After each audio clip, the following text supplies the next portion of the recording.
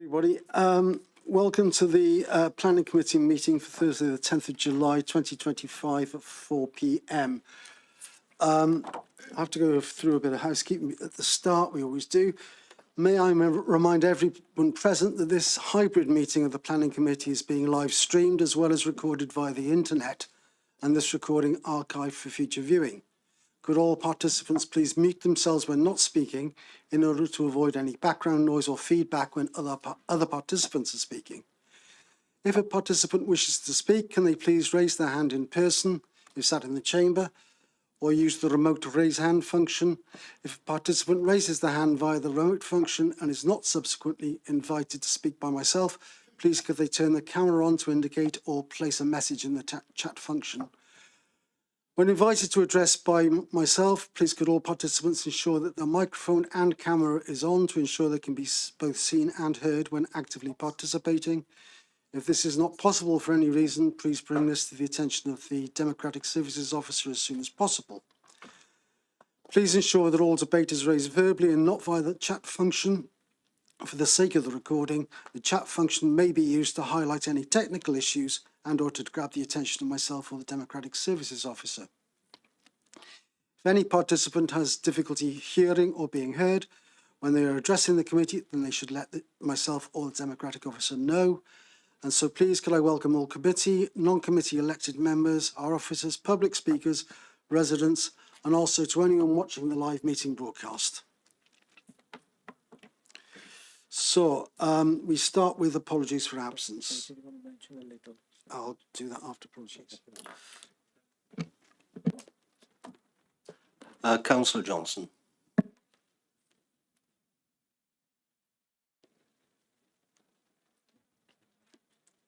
I'm just checking. I have a message through earlier. No. Right, just Councillor Johnson. Any other? I see no hands, no indication. In that case, before we start, I have another announcement. Committee will remember that we discussed the Little application over in Llandwit the other day, a few meetings ago. I'm informed that that has now been called in by Welsh Government for their decision, and so it is now in their hands. Right, moving on. Agenda item 2, minutes of the meeting held on the 12th of June 2025. Can I take these as a... Happy to move, Chair. Thank you, Councillor Hodges. Councillor Wilson, I see, has got his hand up, so I'm assuming that's a second. Happy to second. Thank you, Mark. Agenda item 3, receive declarations of interest, the nature of such interests under the Council's Code of Conduct. Councillor Cowp. Thank you. I'd need to declare an interest in the application for Hillcroft in Dinas Powys because I've already seen this application before on the Planning Committee at Dinas Powys Community Council. But I will, of course, be considering this. There's no personal interest prejudicial to me, and I will, of course, be considering all the information with fresh eyes today. Thank you. I also need to kind of notify the committee that I know one of the speakers in his professional capacity distantly and some years ago, but I have had advice from legal that that doesn't constitute a prejudicial interest in any way. So, but I thought for clarity I should. We have a number of speakers on the two Hillcroft. Sorry, Chair. Sorry, Chair. Councillor Williams. Councillor Eddie Williams needs to speak. Wants to speak. Put his hand up. Thank you, Mark. Councillor Williams.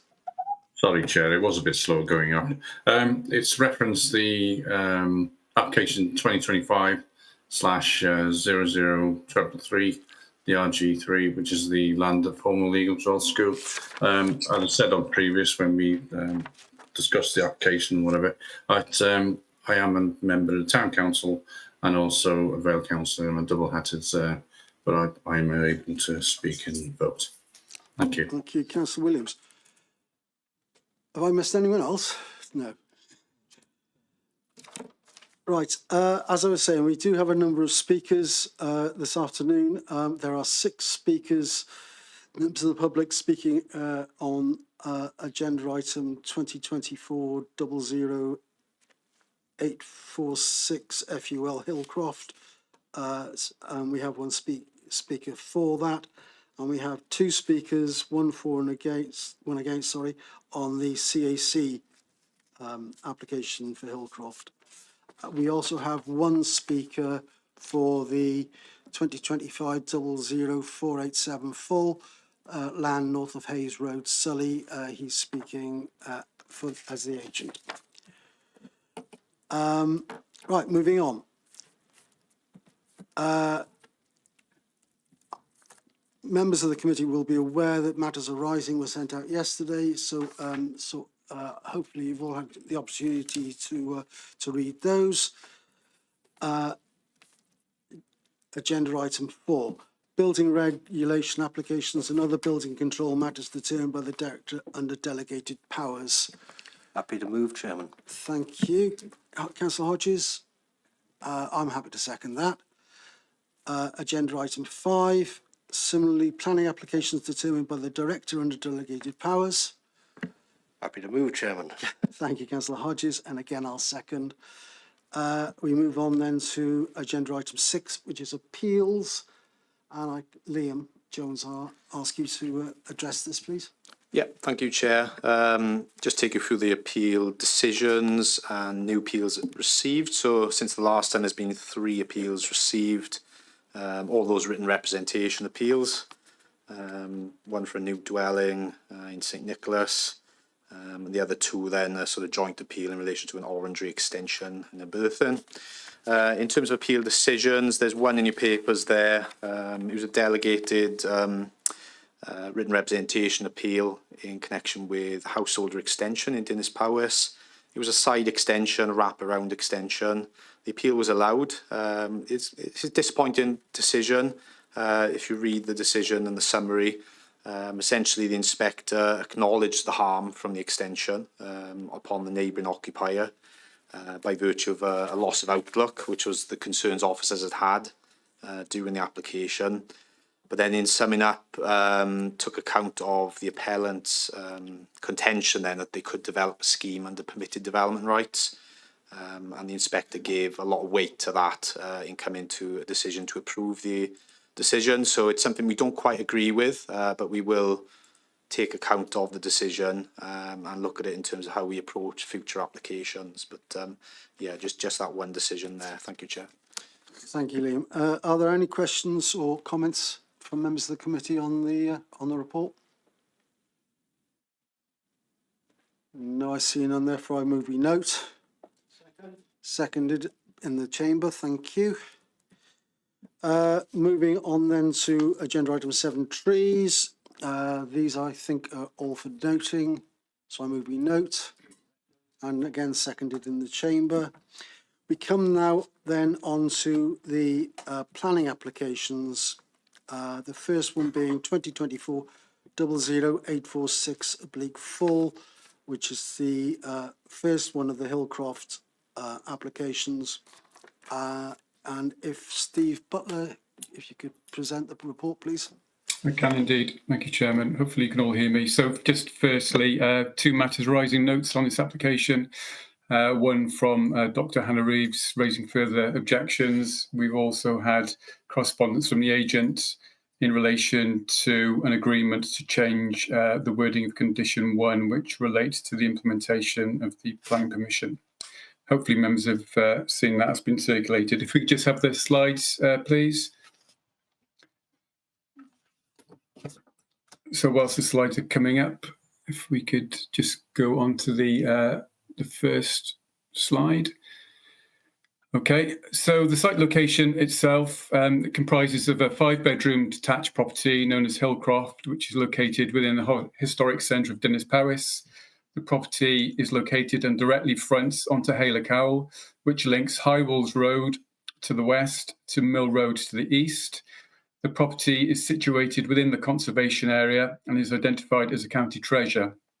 The conservation area appraisal details the property as an early 19th and possibly earlier cottage, and it is identified as a positive building Vehicle access to the site can be made via High Walls Road, and there's also a restricted access from Mill Road, which only permits access to those properties that live along the road.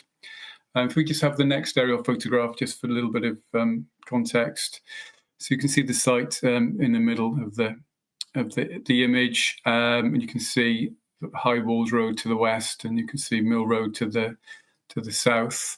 So hopefully members can. There are some slides towards the bottom of showing some images of the road, which perhaps if we wouldn't mind just jumping to those. I think the pages 15 to 19. Well, while we're on this image, this is an image, just an oblique aerial photograph showing the property. The property itself is the one in the middle of the picture, and there's a small gap which separates it from the property to the east. Hopefully members can see that. And you can also see the property's got a double garage, which is attached to an adjoining double garage. So this is the view with Halecow sort of to the front of you, and the sort of quite linear property in the middle, and obviously the amenity space to the rear. If we could just jump to page 15, please, or slide 15.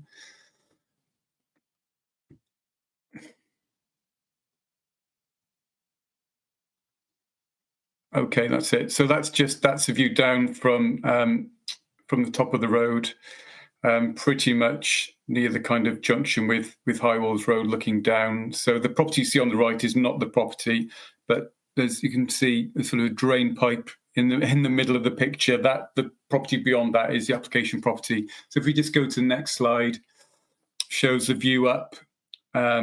And you can see then the sort of High Walls Road, the red brick properties. And then if we could go to the next slide, we're further down the road, and the application property starts beyond that down pipe, and it's, let's say, runs along the elevation with the road. And then if we can just continue down, next slide, please. That's a view up. That's the gable end of the property, and that's the lean-to. So that block paved area at the bottom of the image is the existing, and it'll be the same as the proposed access into the site. And then just the last picture then is the image of the remainder of the road beyond the access that leads down to Mill Road. So if we could just go back to the earlier slides, ideally slide 7. If I may. So the application is to convert the property into 3 3-bedroom dwellings with extensions to the rear. So if we could just go to another slide further up. The proposal would involve internal alterations and modifications with extensions to the rear of the dwelling. The image you see is the image to the front. So some of the existing, if we could just go to the rear elevation, please. That's slide 12. Okay, that's it. So in the main, the works relate to the rear. They involve some demolition of existing, more modern alterations, and the proposed extensions, which are the sort of gabled elements you see at first floor, are a mix of single and 2-story elements. The new extensions will be finished mainly in painted render. The roofs will be slate, fibre cement slate. New windows and doors are shown to be built with curved heads, and are specified to be both the windows and doors will be timber. There are additional fenestration, roof lights, and a new entrance door will be provided on the front elevation, which is slide 10. If we could maybe move up to that, please. There, that's the front. So on the right-hand side, there's an existing kind of narrow full-height window that's been replaced by a door. It's also, I think, several new windows to the ground floor of the lower section. In addition to that, roof lights, as you can see, which are highlighted with the green dots. If we could go to slide 7, please. So as you can see, that's the site layout. So each dwelling would be served by an area of private amenity space, which will be created by the subdivision of the garden. and they would be separated then by 1.8 metre high fencing. Plot 3, which is the one on the right-hand side, would be separated from the access by a 1.8 metre high stone wall. And along the southern boundary of the site, a 1.8 metre high timber fence is proposed. The modern detached garage, which I think we might have just seen, that will be demolished to make way for the access and the parking. The parking area, as shown in blue, comprises of a total of 7 number parking spaces, and the area will be surfaced with grey permeable block paving.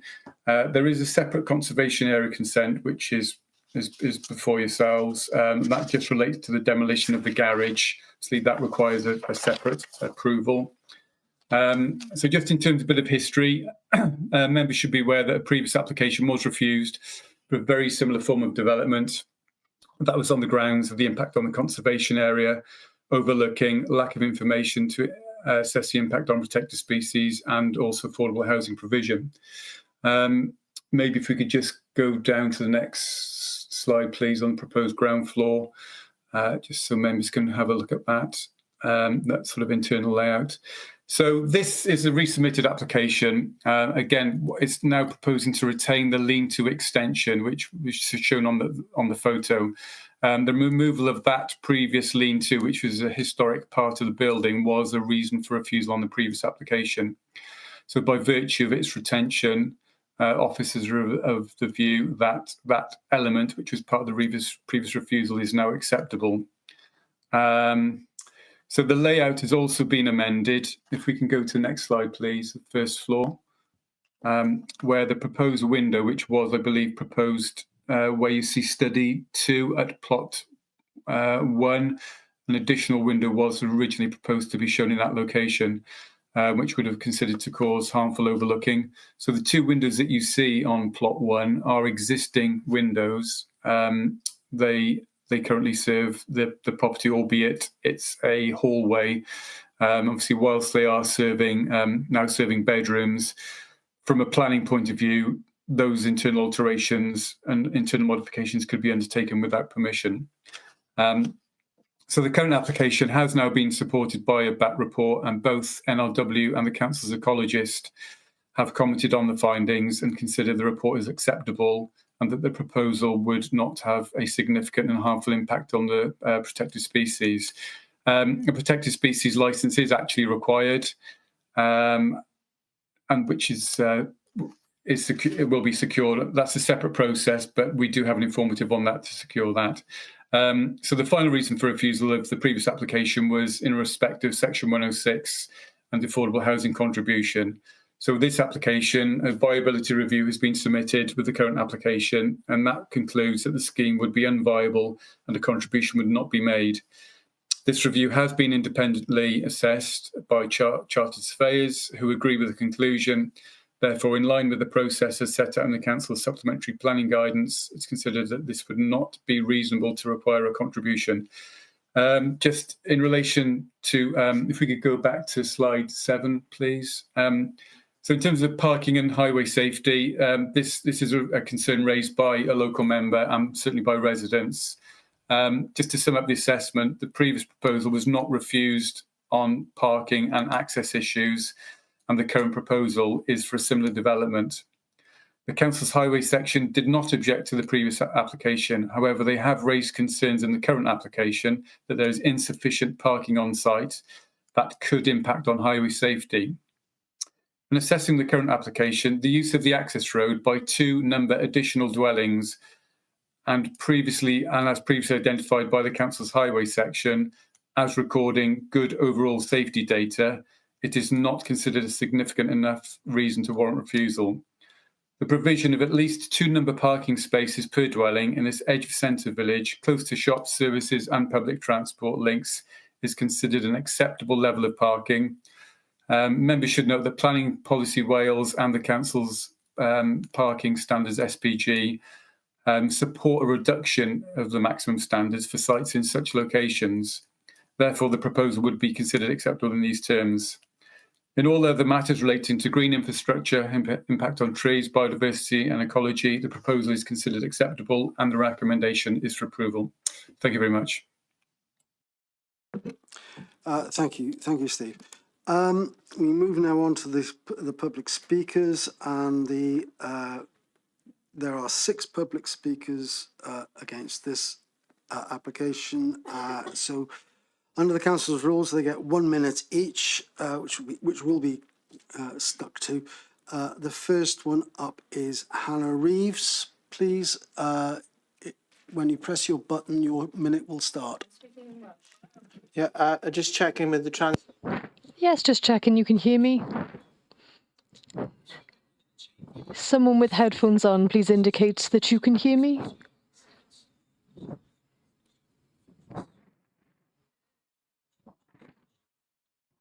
Would someone in the chamber like to give me the thumbs up, please, if you can hear me? Thank you very much.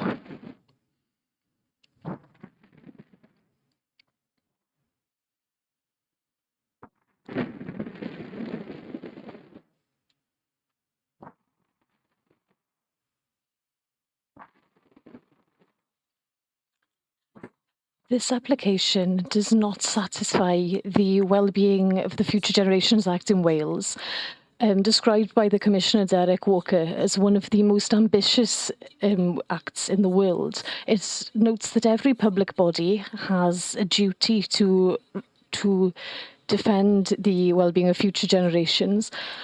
Essentially, in this application, the future workers of Dinas Powys, including children. It notes clear indications, and there are many clear principles, including long-term thinking, harm prevention, and working alongside the community.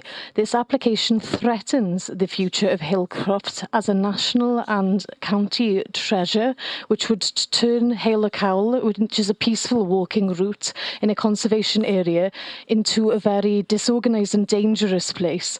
And so we beg you to refuse this application.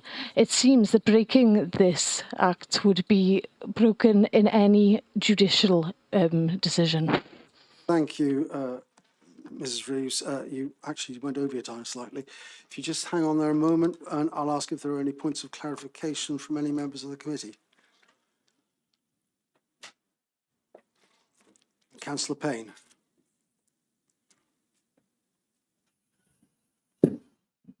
Thank you, Hannah. Diolch, Hannah. I just wondered about, you said about it would be dangerous. I just wondered what do you mean by that? What's dangerous? Thank you.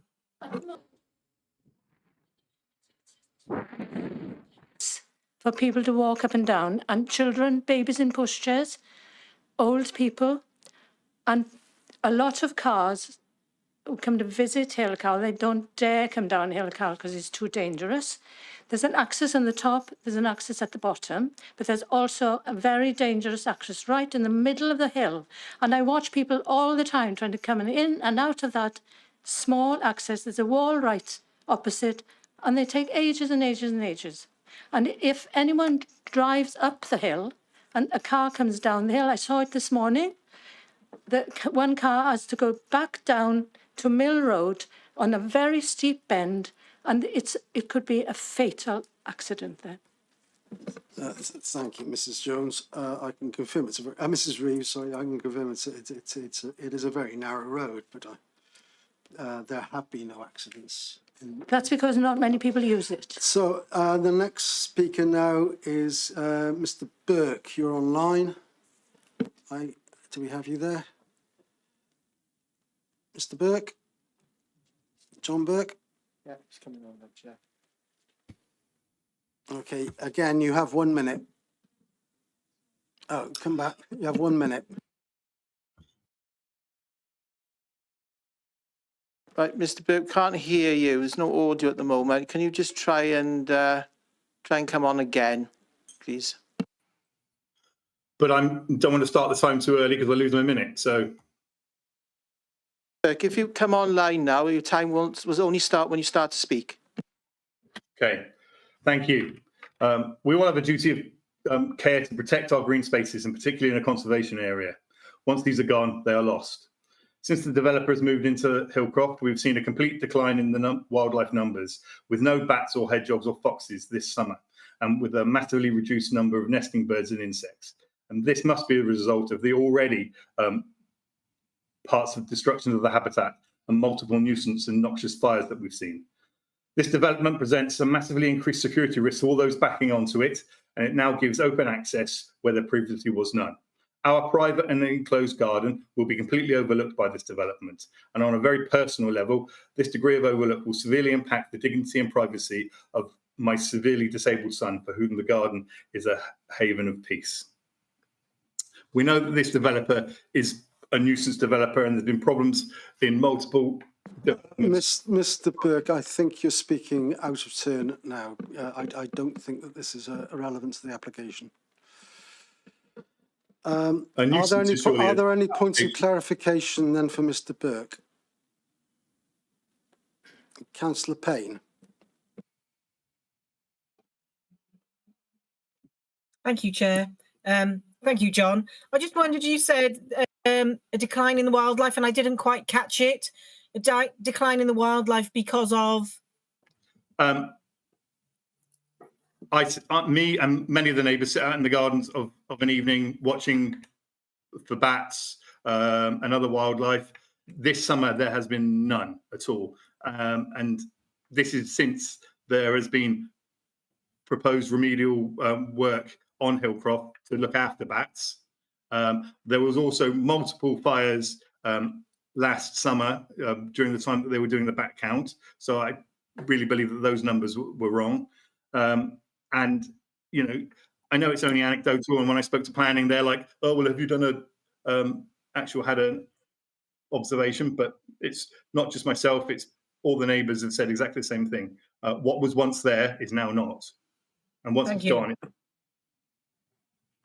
Councillor Wilson, you have a point of clarification? Yeah, it has been answered already by the word anecdotal, so thank you. Thank you, Councillor Wilson. Are there any other points of clarification? In that case, thank you, Mr. Burke. We move on to the next speaker, Mr. Tom Roberts, who is in the chamber. Again, you have 1 minute from the time you start speaking.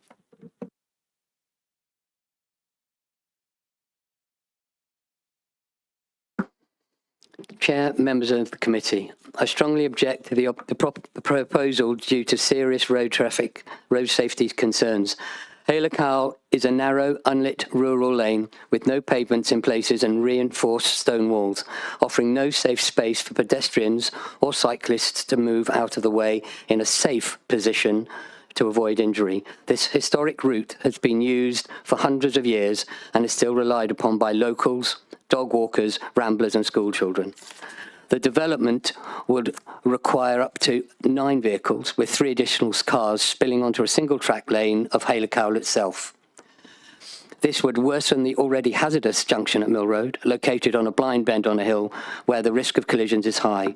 This application would permanently change the character and safety of Hale Cowle and runs counter to the council's active travel commitments. I respectfully urge you to reject it. Well done, Mr. Roberts. It was within the minute. Councillor Payne, you have a point of clarification. Thank you, Chair, I do. And that is in relation to the pathways. So have there been any accidents on the pathways relating to vehicles? I know we've just had clarification that there were no accidents on the junction, but if it's dangerous, is it not dangerous now? I think it would actually be, sorry, so I think the issue I have is that it's going to put the risk higher. There isn't necessarily risk mitigation in place, but what you're actually doing is increasing the chance of any risk.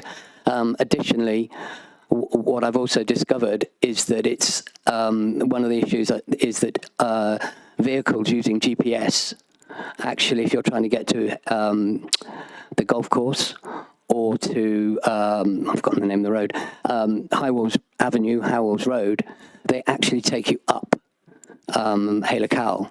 And I can assure you that I've seen some pretty close calls, and as someone who works in health and safety, you always need to be looking at near accidents rather than accidents themselves. And I just think that there's no pavement, there's nowhere for people to duck out of the way, and they do come up that hill quickly. Okay, thank you. Are there any other points of clarification for Mr. Roberts? I see none. In that case, we move on to our next. Oh, sorry, Marianne. It's not a point of clarification, really, but we went on the visit. I'm sorry, but it needs to be. Oh, right, okay. The next speaker is Helen George, please. On behalf of Dinas Powys residents who value our heritage, I urge you to consider Section 72 of the 1990 Planning Act, which places a legal duty on authorities to preserve or enhance the character of conservation areas. Hillcroft sits on a medieval site in a designated conservation area, as we've said, on a steep, narrow, ancient road. The application misleadingly describes this as a modest development in a safe and accessible environment. In reality, the proposal for 3 houses with 9 bedrooms and a car park for at least 7 cars will dramatically alter this. The overflow parking will worsen congestion on High Walls Road and Avenue. The added traffic, combined with poor access on both sides of Hayley Cowell, means it will no longer be safe and accessible, far worse than it is now. Pedestrians, mainly school children, will be at risk. This development would irreparably damage the safety, amenity and historic character of this sensitive location. Please reject the application in line with the Planning Act's duty to protect our conservation area. Thank you very much, Helen. That was precisely a minute. Well timed. You practiced. Are there any points of clarification for Helen George? I see no hands. In that case, we move on to our next speaker, our 5th speaker, who is Mr. Sean Puntan. You have the same role as Mr. Puntan. Right, good afternoon, everyone. I'm a chartered surveyor with 50 years' experience. Unlike the other speakers, I do not live in Hillcow, but I use it as a shortcut on a regular basis when walking to church.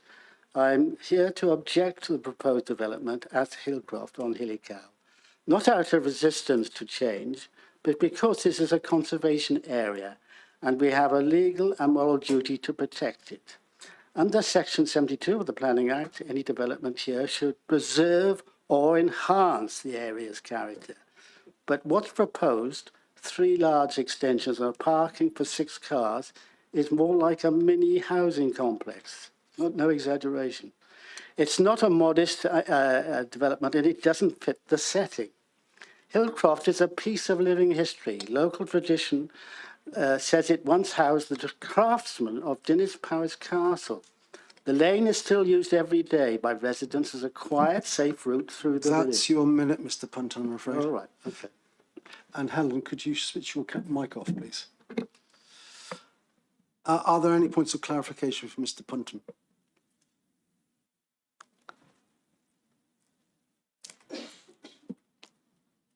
Councillor Buckley. Thank you, Chair, and thank you, Sean. I don't think you had it. I don't think you finished it then. Where you say it's used every day, is that by people walking or by people driving? It's predominantly walking because to take a car up or down is a danger in itself, and all this is going to do is exacerbate that problem. But to answer your question, yeah, it's predominantly walkers like myself. Thank you. Councillor Wilson, your point of clarification. Yes, I just want to know, how do you know this? Because I will go down it, up and down it on a regular basis. I've lived in High Walls Avenue for 45 years, and I've been a churchgoer for over 10 years, and I walk down to St. Peter's on a regular basis. I'm also know Hannah Roseanne Reeves very well, so I am believe me, Mark, Councillor Wilson, I am very familiar with Hillcow. Thank you very much. Thank you, Mr. Puntan. Thank you, Councillor Wilson. Mr. Puntan, if you could turn your mic off now, please. Okay, I assume there are no other points of clarification. As I see no other hands, in that case, we move on to our last public speaker against, and that's Mr. George Errolil. George. Thank you. Notwithstanding anything else that has been said before in this meeting, I'd like to draw on the moral conscience of the Vale Glamorgan Council. You have a constitution that sets out, say, that the overriding duty of the councillors is to the whole community and a special duty to their constituents. Now, if planning permission is agreed upon, this is going to impose significant construction challenges. You cannot get a truck with any sort of material on that street. Councillor Payne famously said that there's no mortality or morbidity, but there is going to be. There's a dangerous hill, it's a bend. I do not want my 5-year-old daughter to be in any danger. There's been 2 insurance write-offs recently on that street because of vehicles being scraped. I've got 12 seconds more, and I will say that you have to also consider the reputation of the applicant, who has left several properties in Dinas Powys incomplete, for which you have provided planning permission before. So I would urge that you reject this application. Thank you, Mr. Earl. I see Councillor Wilson, you have a point of clarification. And if yes, anyone I else do. does, put your hands up. Yeah, I think it's need to be careful that I think the member of the public representing needs to make the concerns based upon the plan application, and I'll say no more. I've taken your point, Councillor. Thank you for that. Wilson, thank you. Are there any other points of clarification? I see no other hands up. In that case, thank you, Mr. Earl. We have one more speaker on this, and that's Mr. Powys-Jones, who is the agent for the application. And due to the number of speakers, he gets 6 minutes. Mr. Powys-Jones. Oh, that's a bonus, Mr. Chair. Thank you for allowing me to speak and for attending the site meeting this morning. I'd like to clarify one thing arising from the site meeting, and that was in relation to the history of this property. As members would have seen, it's a very long property, and the reason for that is that it was originally 3 houses. It was then subdivided into 2 houses. There's no record of a planning permission for that. And in 1988, you granted planning permission for the 2 houses to become co-joined. And that's when the modern additions were put in at the rear, and you saw those this morning. So historically, what we're doing is reverting back to the original 3 houses, entirely in accord with the inverted commas medieval character of the centre of the conservation area. As Steve Butler has said, a very similar, almost identical scheme was refused permission under delegated powers, and that was February last year. Now, I was asked to advise on the prospects of successful appeal. I looked at the reasons for refusal, and I thought, well, we can address these. So I spoke to the officers in the Vale of Glamorgan, and they said, well, if you do this, that, and the other, you can overcome the reasons for refusal. And that's what we've done. And I'm a great believer, because Welsh Office or Welsh Government policy is that you should use the appeal process as a last resort. Try to sort out your differences with the planning authority, which we've done to the satisfaction of the officers. Let me turn now to the objectors, the 6 speakers this morning. And essentially, there are 3 points as I see it. First of all is in relation to the conservation area and Section 72 on the statutory duty on planning authorities to ensure that the character or appearance of conservation areas should be preserved or enhanced. Now, I would have thought that the council's conservation officer is well aware of that duty, and in fact, it's one of the reasons for refusal previously. She didn't like the fact that we were intending to demolish the lay-by, and she suggested if you keep that lay-by, lean-to, sorry, not the lay-by, if you keep that lean-to, I'll be happy. She's happy with the design. She's of the extensions to the rear. Bear in mind that they are at the rear and have no significant impact on the conservation area as a whole because you can't see them. The lean-to is being kept. Conservation officer is happy. That's Section 72 of the Act. is being abided with. Issues of road safety, and I can understand the concern on this. And there's a contradiction here, if you think about it. We are proposing 7 spaces, and the planning department think that's fine. The highways officer wants more spaces, which will inevitably attract more traffic. Now, that's the contradiction in terms of road safety. We've looked at the road safety statistics, and the highways officers agree there's no record whatsoever of any accidents over the last 20 years in this street. And the reason for that is patently obvious. Even though it's used by pedestrians, the street is narrow, therefore speeds are low. Drivers take care. It's inevitable when speeds are low that there are very few accidents, and that's the prime reason, I would say. In relation to the parking issue, we are entirely in accord with Welsh Government policy, which is to reduce reliance on the motor car, especially in centres of settlement such as Dinas Powys, where there are alternative means of transport, and you can walk to shops and to pubs and so on and so forth. So we're entirely happy that the level of parking is fine. One issue that did arise this morning was in relation to trees on the site, and clarification was given. What wasn't said was that our tree proposals in the Green Infrastructure Statement envisaged the planting of at least 7 new trees, a mixture of elms and maples.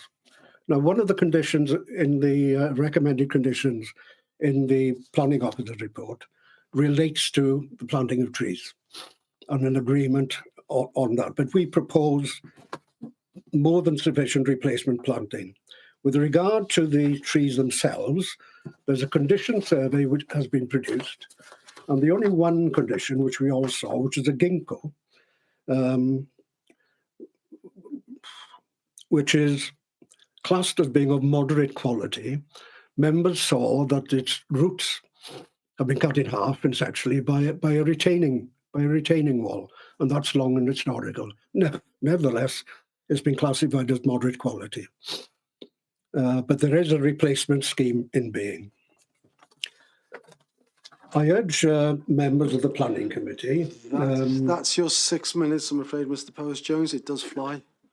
But I was firm with the others. I'll be firm with you. That's fine, Chair. Right. Any points of clarification for Mr. Powys-Jones, please?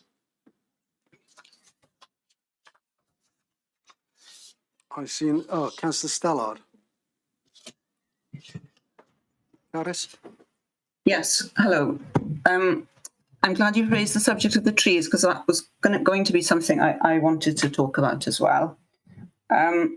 So in the reports, it says that a number of the trees are of poor quality because of their roots being constrained by the various structures on the site. So I'm curious as to how this site, after the building of the extensions, how this site is going to accommodate more trees than it has at the moment. But presumably there will be more restrictions on the roots than there are at the moment, because there's going to be a much smaller garden space. So I saw you were interested in the trees, Councillor Stallard. That's why I mentioned them when I addressed it. I mean, it was lovely today. I'm sure you'll agree, to enjoy the shade of the beautiful mature trees. As I said, it is the intention to put a healthy level of trees in. I am not an expert of trees. I've been in planning for longer than I can remember, but I'm not an arboriculturist. But the condition in the planning in the planning permission, if granted, would be to agree a scheme with the local planning authority. That will be done in concert with our landscape architects and arboriculturists, and I'm pretty certain that they will not put trees in a position where they couldn't grow properly. There would also be a requirement in any landscaping condition that if there's any issue with trees that they become damaged or diseased or whatever, that they be replaced. So you've got cover there as well. Thank you for that. Thank you for that, Councillor Stallard. Councillor Perry, you have your hand up for a point of clarification. Yeah, you mentioned that it used to be 2 houses, and prior to that, 3 houses before. Where were the openings on the front on the previous houses? Have they been closed up? Are you reopening old openings, or are they new openings with the new doors and the 2 new windows? I'm not sure about that. There will be a new opening, as far as we're concerned, in the front elevation for a new door. But the number of openings in the front elevation for windows and doors are quite minimal. Your conservation officer wanted minimal change, and we've adhered to the advice. Thank you for that. Mr. Burke, I'm afraid you can't ask questions at this point, so if you put your hand down. Thank you, Councillor Perry. I assume that's it from your point of clarification. Councillor Cowpe, you have a point of clarification. Yes. For clarification, Mr. Powys-Jones, you said there were 3 houses originally. Would it be right to say that the 3 houses originally are the size they are now? They're smaller than the proposed development, and it's likely that they wouldn't have had 2 cars per household at that point. Would that be a reasonable assumption? You're absolutely right, Councillor. I think the houses, in terms of the elevations, they've been a constant for a while. And I had a chat this morning with Hannah Reeves, your first speaker, first objector today. And she mentioned that it had been 3 horses, but of course she said those were in the days of the horse and cart, and I accept that. Thank you very much. Right, there being no other points of clarification, can I ask Steve Butler to come back on and respond to the comments so far, please? Yes, happy to do that. If we just have the slide up, please, of the general layout of the site. I'll try and go through the kind of main matters in order. So just initially in respect of Mrs. Reeves' concern in relation to decision in line with the Wellbeing and Future Generations Act. As all decisions that the authority make, it's in line with that. Page 51 does specifically address that. And we quite simply, we consider that the decision has been made correctly in line with that. Just touching on some of the other issues that, for example, Mr. Burke, I think, is concerned about, really the concerns about what's happening so far, really. So that's not really relating to the current development about the impact on wildlife, etc., and the fact that no bats have been seen. Obviously, I would point out that there is evidence of bats, hence the need for mitigation. So from our point of view, it's very much there are still bats at the site. In terms of road safety, I think probably one of the biggest issues. I think no one is going to dispute that Haylor Cowell is it is a very, very narrow road. Nevertheless, what we've got to look at is the fact that this is an existing 5-bedroom house and is one which is actually currently on the market, being marketed at that.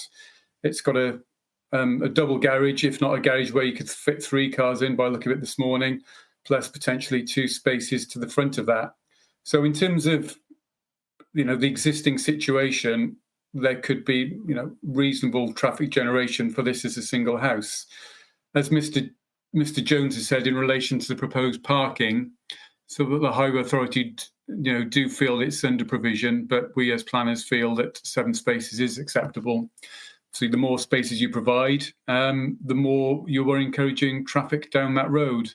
It is an existing road, but, as we saw this morning, it's a relatively lightly traffic road. I don't think we saw a car pass during our half hour on site. And it's one where, so as we feel, in terms of the actual increase over what is the fallback position of an existing 5-bedroom house is not significant. So obviously, members, you're only looking at an increase of a net gain of 2 properties on the site. Just in terms of the conservation, I think Mr. Jones has answered that. But just to confirm again, if we can go to the slide, slide 18, please, which is the lean-to. That's the one. So that lean-to originally was going to be demolished and I think replaced by a smaller lean-to. So again, that's a prominent part of the historic building. Again, this is a county treasure. And absolutely, in the previous application, it was correct that the loss of that would have been harmful. That's now being retained.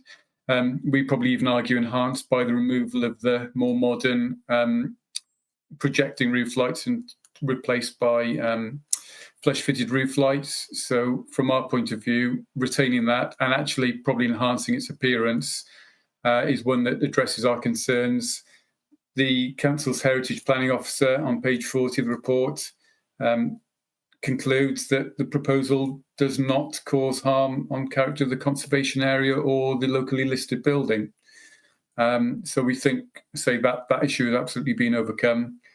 And I think, again, I'm happy to take any wider questions from any members, any points of clarification. Again, just on the road safety issue, I think the report does reference the fact that there's no accident traffic data recorded. Obviously, we wouldn't want to be approving anything that provides any unacceptable risk. I don't think anyone's doubting that there would be an increase in intensity. Obviously will, but we feel it's not significant. And the increase is one that would not cause detriment to highway safety. In fact, the highway engineer themselves, whilst they have obviously made a number of requests, and they certainly acknowledge that it will be intensified, they have not raised an objection to the use of the road itself in order to access the site. And obviously, if one were to satisfy the highway requirements, there would be more parking, and they would be happy with that. So by implication, they're happy with the use of Helical for 7 parking spaces. I think that happy to come back on any more specific questions, but I'm happy to leave that for now. Thank you. Thank you, Steve. So throw it open to the members of the committee if there are any comments, questions that you may have. Councillor Cowpe. Thank you, Steve. The first, I've got 2 questions for you. The Trust for Welsh Archaeology recommended a level 2 historic building survey. Has that been done? Because I couldn't find it. Sorry, I'll answer that now if you don't mind. No, you're correct. It hasn't been done. So that's a planning condition, and that's pretty much a standard planning condition. Okay, thank you. So yes, that's a condition. Thank you. My second question, there might be 3, but the second one is, were this to succeed through planning today, recommendation 14 talks about a construction environment management plan, and I'm wondering whether or not that could be shared with councillors and with Dinas Powys Community Council before it was finally approved. Would that be possible? We're happy to do that. We have had situations before where members have been sort of notified of a construction management plan. So we'd be happy certainly to tell you when that comes in, and in terms of, it's more of a kind of technical approval, but we're certainly happy for you to sort of have your input into it. Yeah, okay. That's not a problem. And could I address the issue of accidents? Because when I've spoken to the police in about accidents in different areas, they often record fatalities or serious accidents, and often minor collisions or minor situations are not reported. So the accident report is only as good as the people who report it. So, for example, it is certainly very narrow, because I, after the visit, drove up there this morning. I could hardly get up the road, bearing in mind cars are a bit bigger than they used to be, or my driving's getting worse, I don't know which. But it was hairy going up there. And if there had been a child, a mother with a buggy or anything, and they had nowhere to go, and I have nowhere to go, I have to reverse back onto the main road. So say, for example, I'd clipped the buggy or something and, you know, we're all okay about it, that might not have been reported.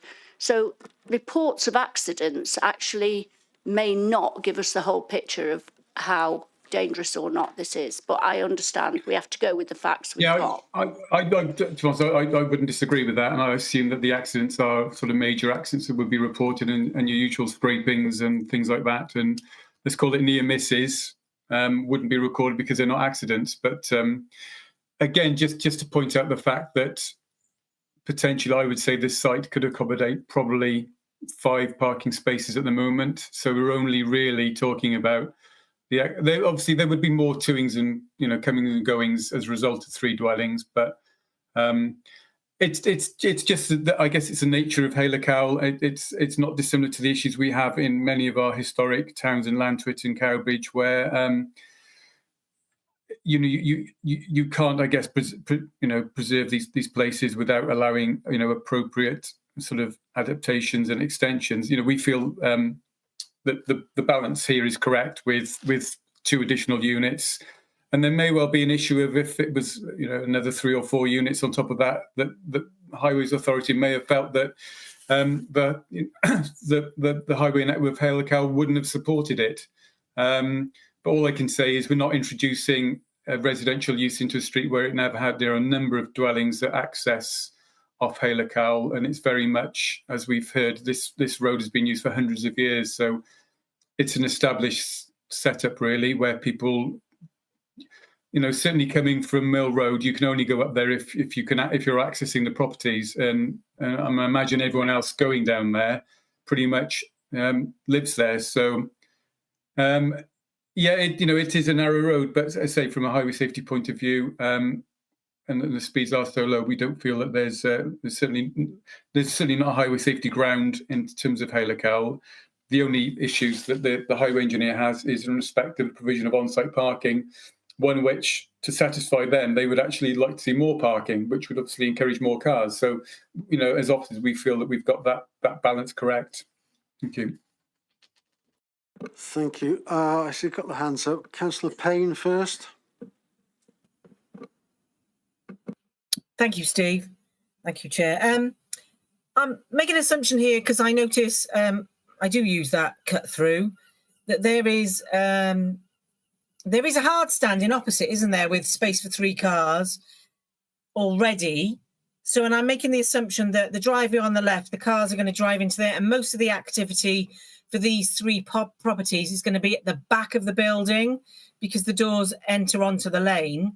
So would I be right in assuming that? I'm assuming it'd be pedestrian access at the front, and on the left, they're going to be driving in and taking out the shopping or whatever they're doing at the rear of the property.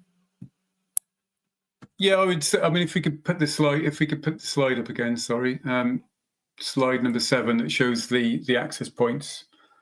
Yeah, I mean, people do invariably use cars, and I suspect obviously it's a very central location, and there's certainly, hopefully, we would hope that there are points of time when they would walk up. So plot 1 does have its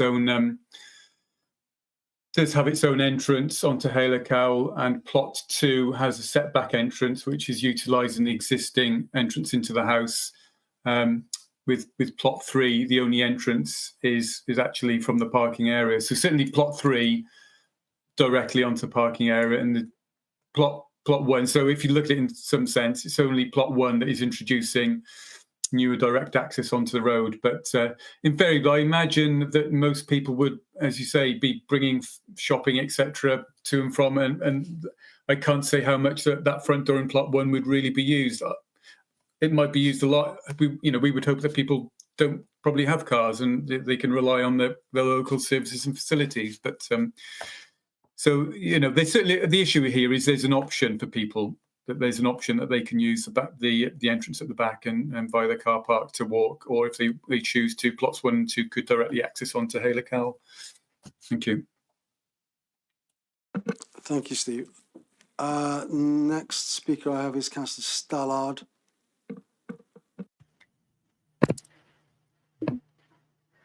Hi, yeah, can you hear me okay?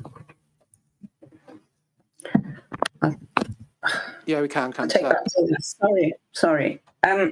Okay, so We're often told that we have to consider the planning application in front of us, but there have been lots of reference to the previous planning application today and about how all the objections to that application have been addressed.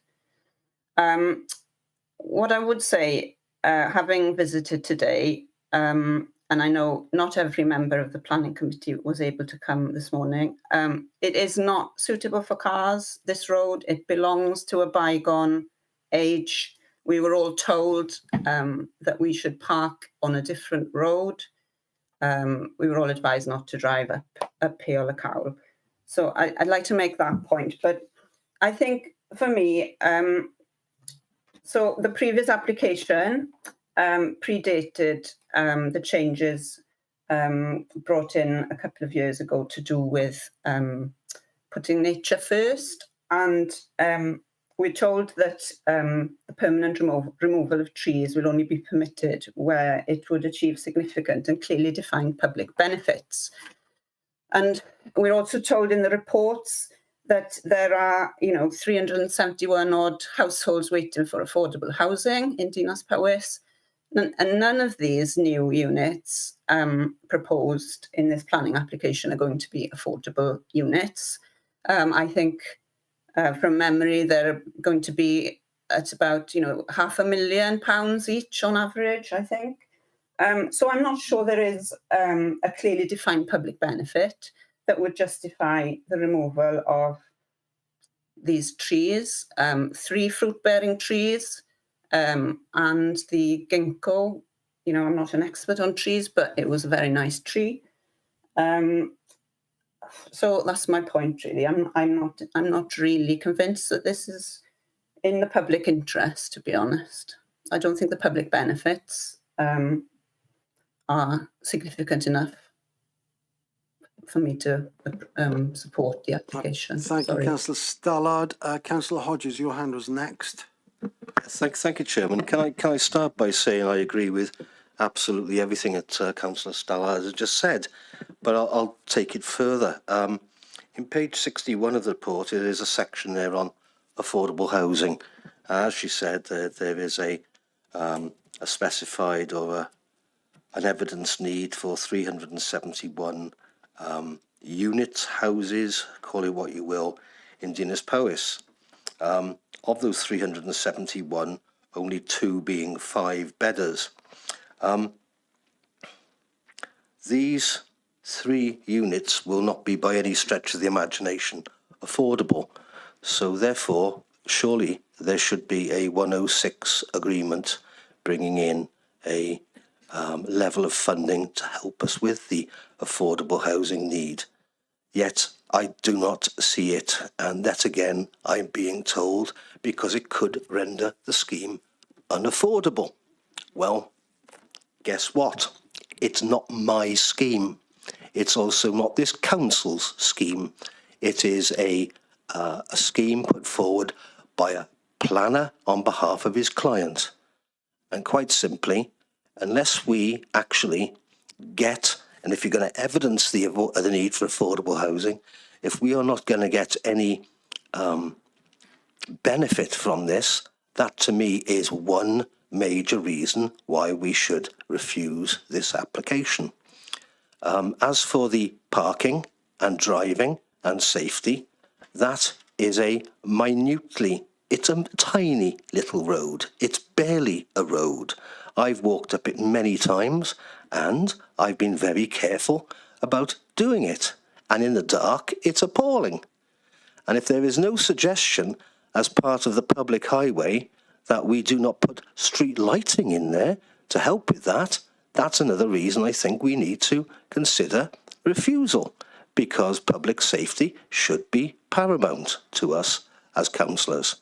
So I would question deeply being continuously, and it's not the first time, continuously told that by asking for justifiable Section 106 money in order to help us with our affordable housing needs is either not qualified or not necessary because it renders a scheme unviable. This is a huge, expensive proposed scheme with huge, expensive profits to be engendered. And if it's not a viable scheme, don't do it. And we shouldn't be aiding people to do schemes that aren't technically viable without us having a justifiable amount of money coming into our coffers to help with affordable housing as per government requests. Thank you. Thank you, Councillor Hodges. Councillor Buckley, your hand is next.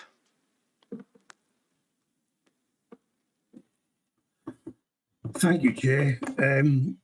I agree with what Nick and Carys have said. The points I want to make, I'm quite concerned over the private amenity space for Unit 3 being undersized. God forbid we go through anything like we did a few years back, but where people need living space outside for their own sanity. There's no, it hasn't been done up to what is deemed to be the minimum standard. That could be done if you dropped it to 2 units instead of 3, but then you're cutting out the developers' profits. The Section 106 money should be forthcoming. As Nick said, if it's not financially viable, then don't do it, because it's got to be viable for everyone, because we do need affordable homes in all of the Vale, not just Dinas Powys. And on Nick's point about street lighting, I did consider that this morning because Hannah Reeves pointed it out that there was no street lighting for walkers down there. But I don't think the lane, it's more of a lane than a road, is wide enough for you to put a lamppost there for cars to pass it. Thank you, Chair. Thank you, Councillor Buckley. The next hand I've got up is Councillor Cave. We can't hear you, Councillor Cave. There's something wrong with your mic. Can you hear me now? Yes, we can. Oh, brilliant. Okay. Well, thank you, Chair. Just very briefly, I'd like to say, having listened to the evidence that's been given to the committee thus far, especially the members of the public that have come along and given their time today to speak to us, you know, those people who live in the location and probably have a far better understanding than any of us here that don't live in that location about the impact that this development will have if it was given planning permission. You know, I've listened to that evidence and I can see quite clearly that this is an overdevelopment, and it's certainly an unneighbourly development. You know, it doesn't really take into consideration its location.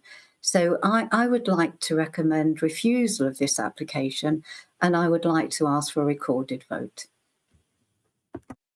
Thank you, Councillor Cave. I've got Councillor Ernest has got his hand up as well. Then I'll ask Steve Butler. Oh, Gillian, can you come off screen? Then I'll ask. Right. I've got Councillor Ernest has got his hand up to speak. Right, Chairman, yes, okay. I really just want to make a couple of points, I think, before we come to a decision which is being proposed by my colleague a moment or two ago. This was 2 houses. It's going to be extended to 3, so it's a 30%, 33% increase.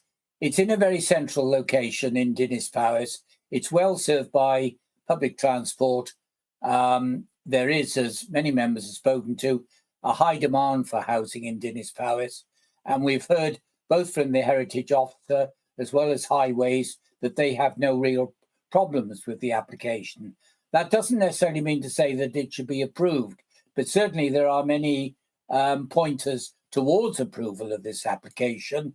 And I think that when we hear a call for street lighting, frankly, I think we've got far too much lighting around the place.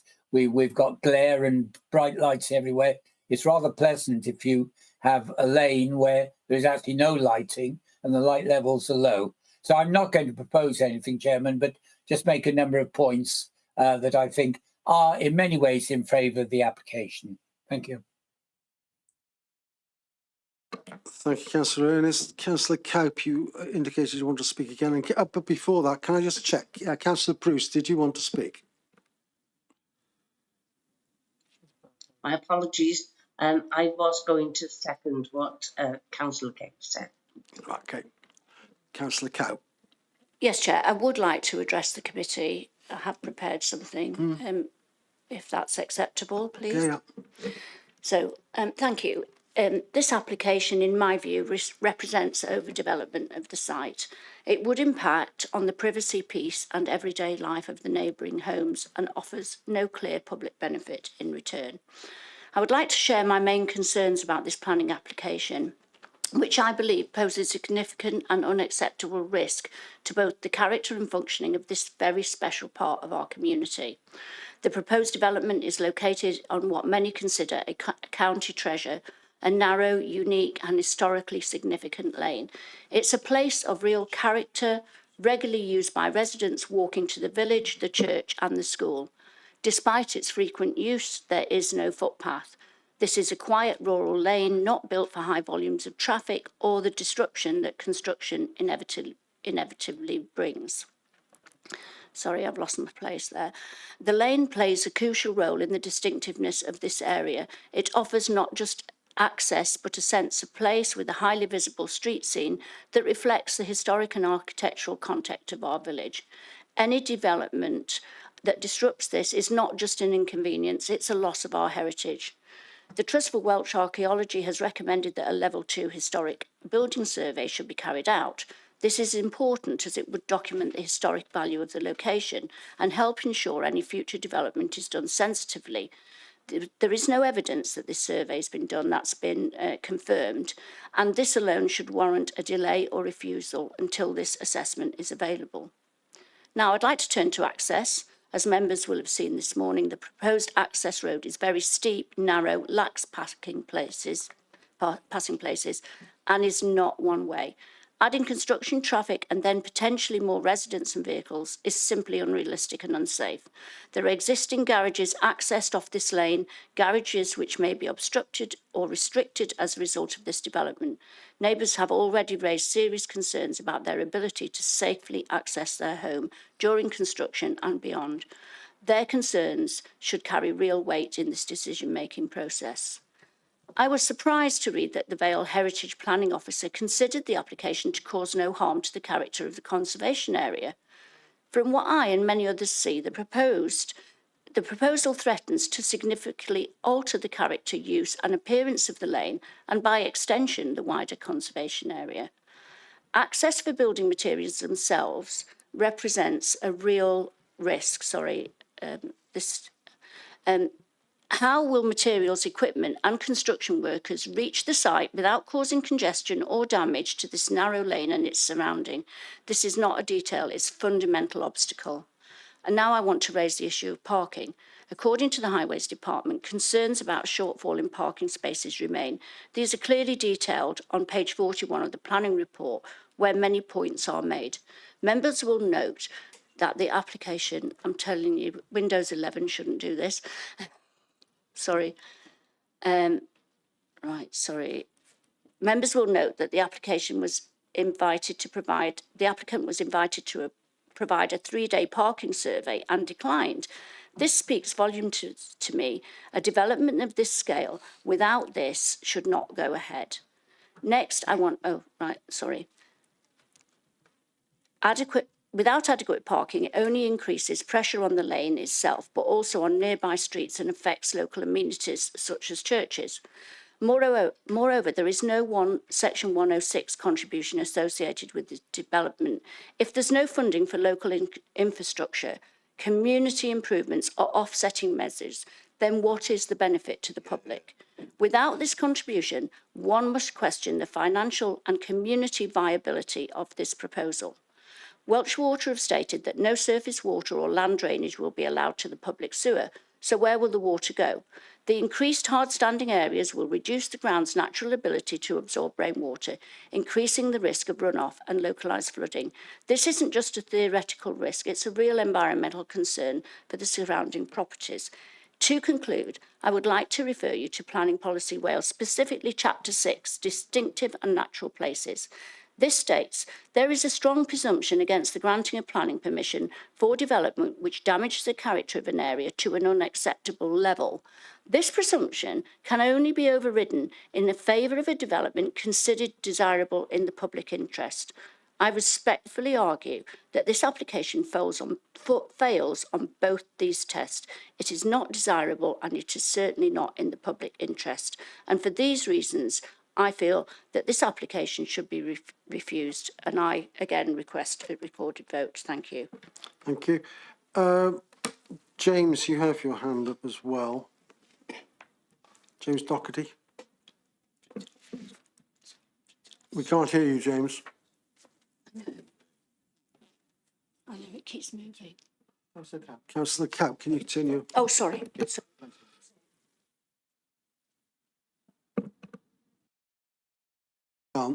Sorry, no, we can't, James. Still no sound, James. It might be worth trying to leave the meeting and rejoin briefly. Meanwhile, I see Councillor Wilson has his hand up. Steve Butler, you're being very patient. I will get back to you after we've had the contributions from the councillors. Mark. Yeah, thank you. I know a couple of councillors already raised this issue of the public interest. My understanding about planning is that we got to look at something called material considerations.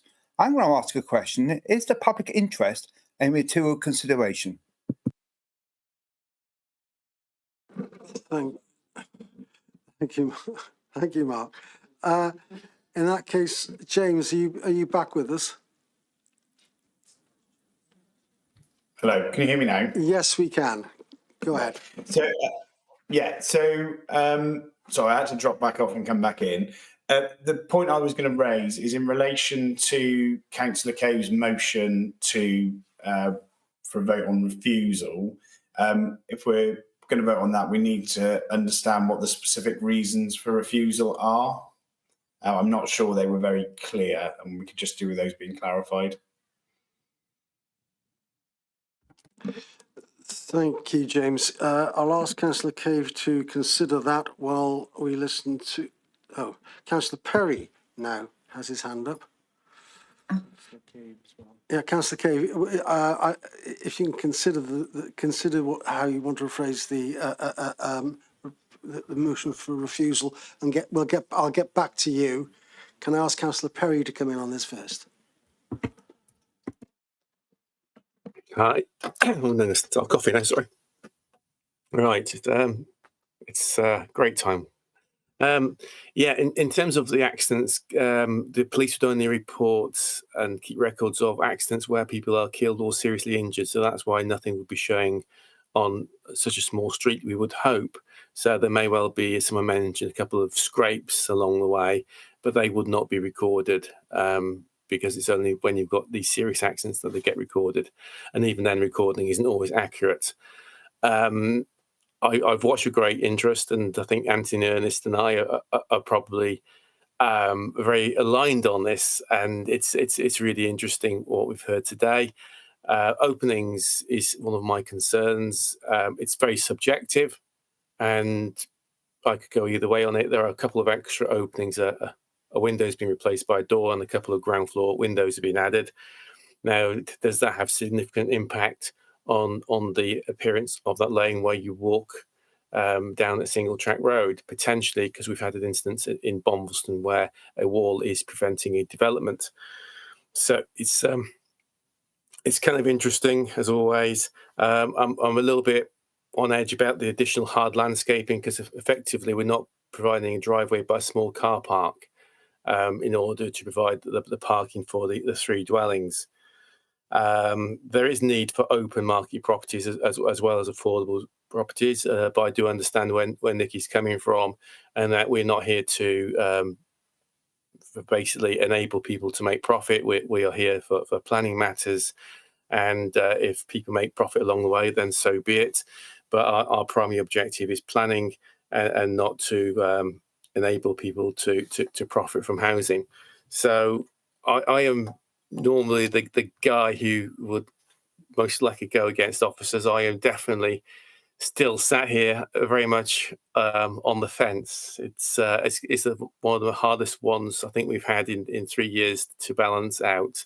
So I'm always applying the precautionary principle, but I'll listen now to what Christine Cave has to say. Thank you, Councillor Perry. Right. I think I'll call in Steve Butler first to consider the points that have been raised so far. Then I'll call in Councillor Cave to give us suggestions on why the grounds for refusal, and then allow Steve to respond to those, and then we will go to a vote. Ian, can you put your hand down? Sorry, if we could have slide 7 again, because it just, the site layout just provides a lot of context on what I'm going to. So I'm just trying to address all the points that have been raised, in a way, a bit of a conclusion. So certainly understand what Councillor Stallard has raised in respect of the trees, and we also saw the appears to be quite a nice ginkgo this morning. As Mr. Jones said, that tree is quite significantly constrained by the retaining wall, which is located adjacent to, and as the report says, even though it's a Category B tree, outside of this application, if an application were to be submitted, a notification to remove the tree, it's unlikely that as an authority we would protect it, given that it is constrained. So, obviously, leading on from that, and the fact that the loss of trees should be in the public interest, again, this overlaps with what Councillor Hodges has said. We fully understand the concern, particularly as officers, on schemes like this, which are stated not to be affordable. Just in terms of public interest, delivering market housing, in terms of addressing our annual housing needs, that is in the public interest.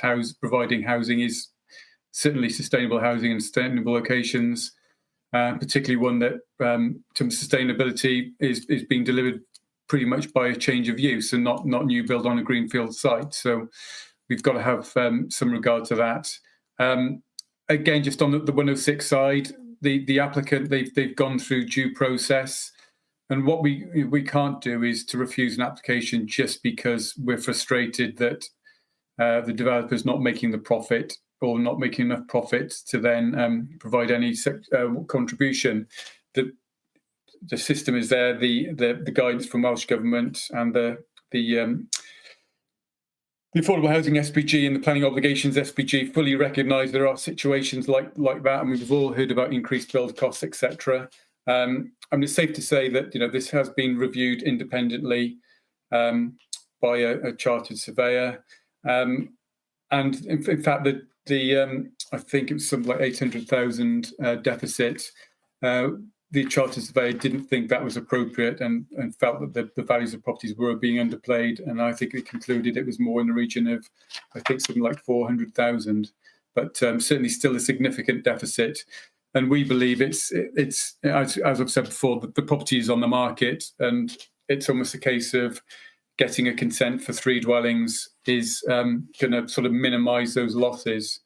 But in terms of viability, you would normally look at a scheme and say, okay, how can we make it viable? And ordinarily it would be to provide more units. In this case, providing more units would create its own problems with impact on amenity space and more parking, etc. So again, as officers, we feel that we've got that balance correct. Just to pick up on Councillor Ernest in reference to 2 houses, we've always considered this application as a single dwelling. Historically, it might have been 2, but we are assessing the impact as for a net gain of 2 dwellings. That's a creation of 3 dwellings.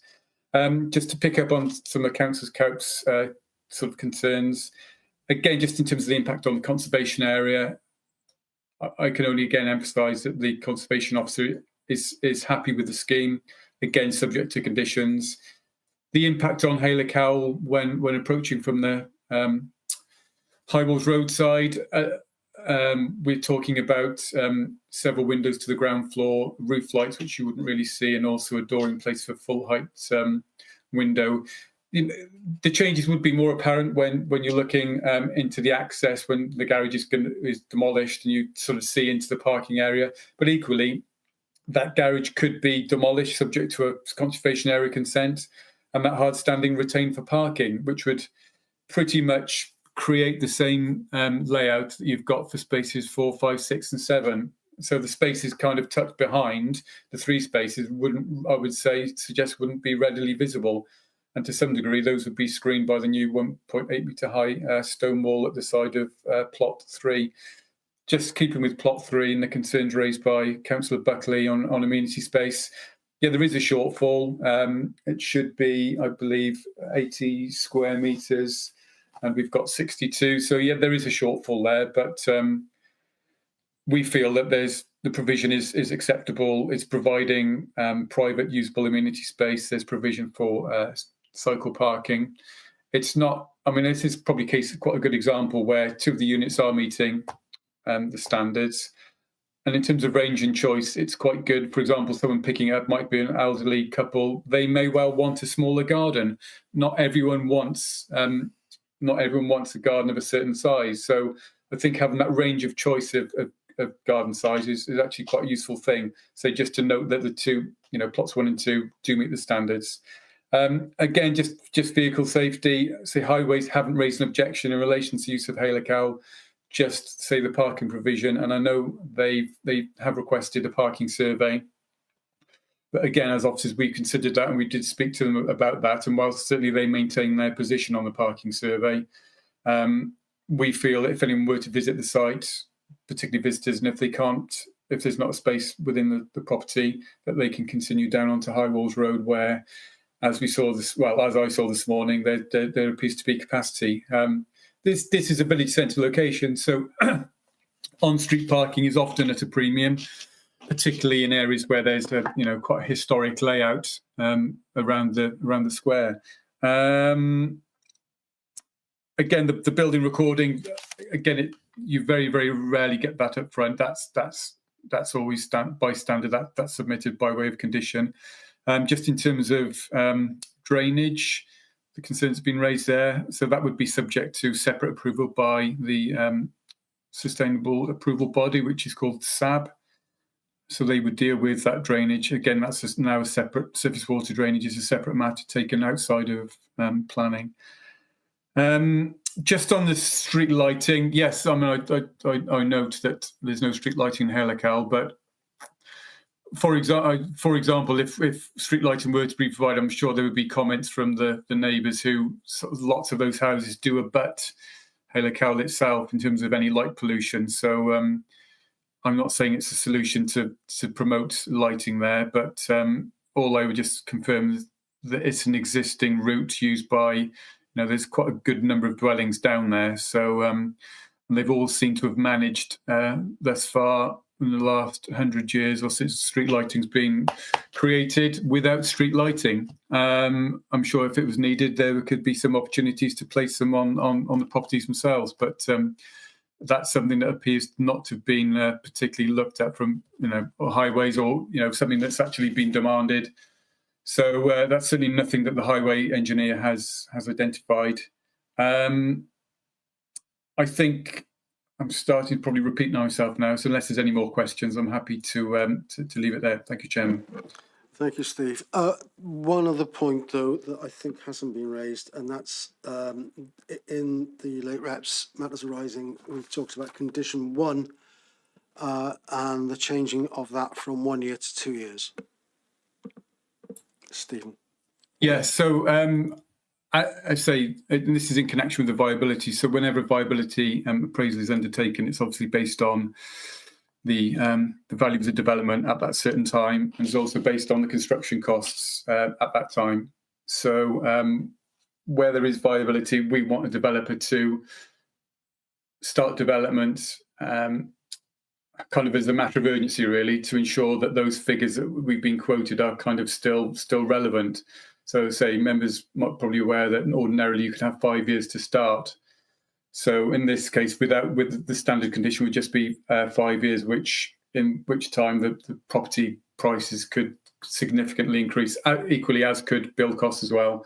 But so originally we put a year condition on. The agent wasn't happy with the year. I must admit, it's relatively tight on the basis that within that year he would have to get a building contract in place, discharge all the relevant conditions, and including a separate SAB approval, etc., etc., etc.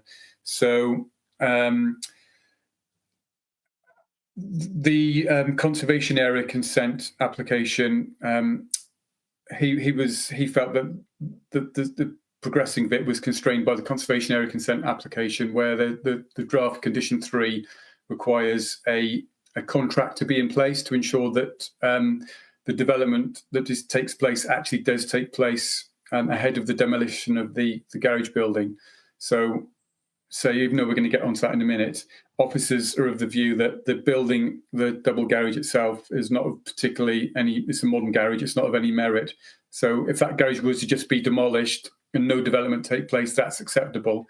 So on that basis, we've amended condition 3 of the conservation area consent by removing it. And now the agent is happy that because the contract doesn't have to be in place, that then makes the deliverability more reasonable. So some I would just say is, originally, I think the agent had been promoting 3 years, and we felt that was far too long. So he's now happy with 2 years, subject to condition 3 on the conservation area consent being removed. So, we feel that that is a relatively timely, appropriate level of time to get all the kind of contracts and approvals and, building control and SAB approvals in place prior to starting on site. Thank you. Thank you, Steve. Councillor Cave, do you have your relevant planning reasons for refusal to propose? Christine?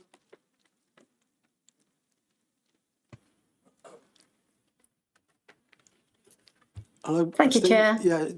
Thank you. I'm bearing in mind that we have to only consider material planning considerations. Absolutely, yes, I 100% agree there, and I 100% understand what you're saying. And I did think although speaking and trying to speak briefly because there'd already been a lot of comments made about this application, I did think I actually did make myself quite clear. And I actually said that I believe this development was an overdevelopment of the site. For hundreds of years it's been a single dwelling, and here we are having to look at an application that suggests that actually it shouldn't be a single dwelling anymore, and now we should have 3 families or whatever live there. So Can I interrupt you there for a moment, Christine? Those of us who had the benefit of the site visit this morning could clearly see that originally it was 2 buildings. I heard all that, Chair. Historically, which were then had a third sort of insert between the 2 original buildings to make 3, and it's actually been 3 buildings, and now it's 1, but they want to go back to 3. So to say hundreds of years would be inaccurate. Well, for years then, for a long time, it's been a single dwelling. And if we look at the application before us now, I believe it, and this is what I said originally to committee when I first spoke, is that I believe it is an overdevelopment of the site and it is unneighbourly. I do not believe that it is considering the neighbours that live in the vicinity that will be negatively impacted but if this application were to be considered by a committee and agreed.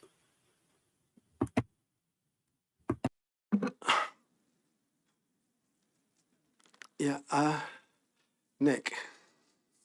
Thank you. I agree with that. However, I'd add to it because one of the first lessons I was taught when I joined this council some years ago was that you should always listen to your officers. And I do. However, I was also told you may not always have to necessarily agree with your officers because either you have a difference of opinion or you weight the evidence for or against something to a different level or standard. To that end, I am surprised with my heritage hat on that we are doing something to a conservation area as harmful and as hurtful as this. So I feel that needs to be said, even if our heritage officer or whatever would disagree with me. I have a contrary opinion. The other thing I would say as well is, for the sake of completeness and to be helpful, when it comes to affordable housing as a section in a planning application such as this, what's the point in telling us about the need for affordable housing if there is no money forthcoming in a 106 to help alleviate that? This is just posturing and pandering to people saying that we need affordable housing, which of course we do, but this plan does nothing to help make that happen. So therefore, this is in there just for making us feel guilty for our lack of action on affordable housing. I would happily vote against this plan as it stands today. I think it is wrong. I think it's not a good plan. It is harmful to the lane and to the centre of Dinas Powys, which is one of our historic villages. The reason that we have conservation areas is to conserve and protect and perhaps enhance.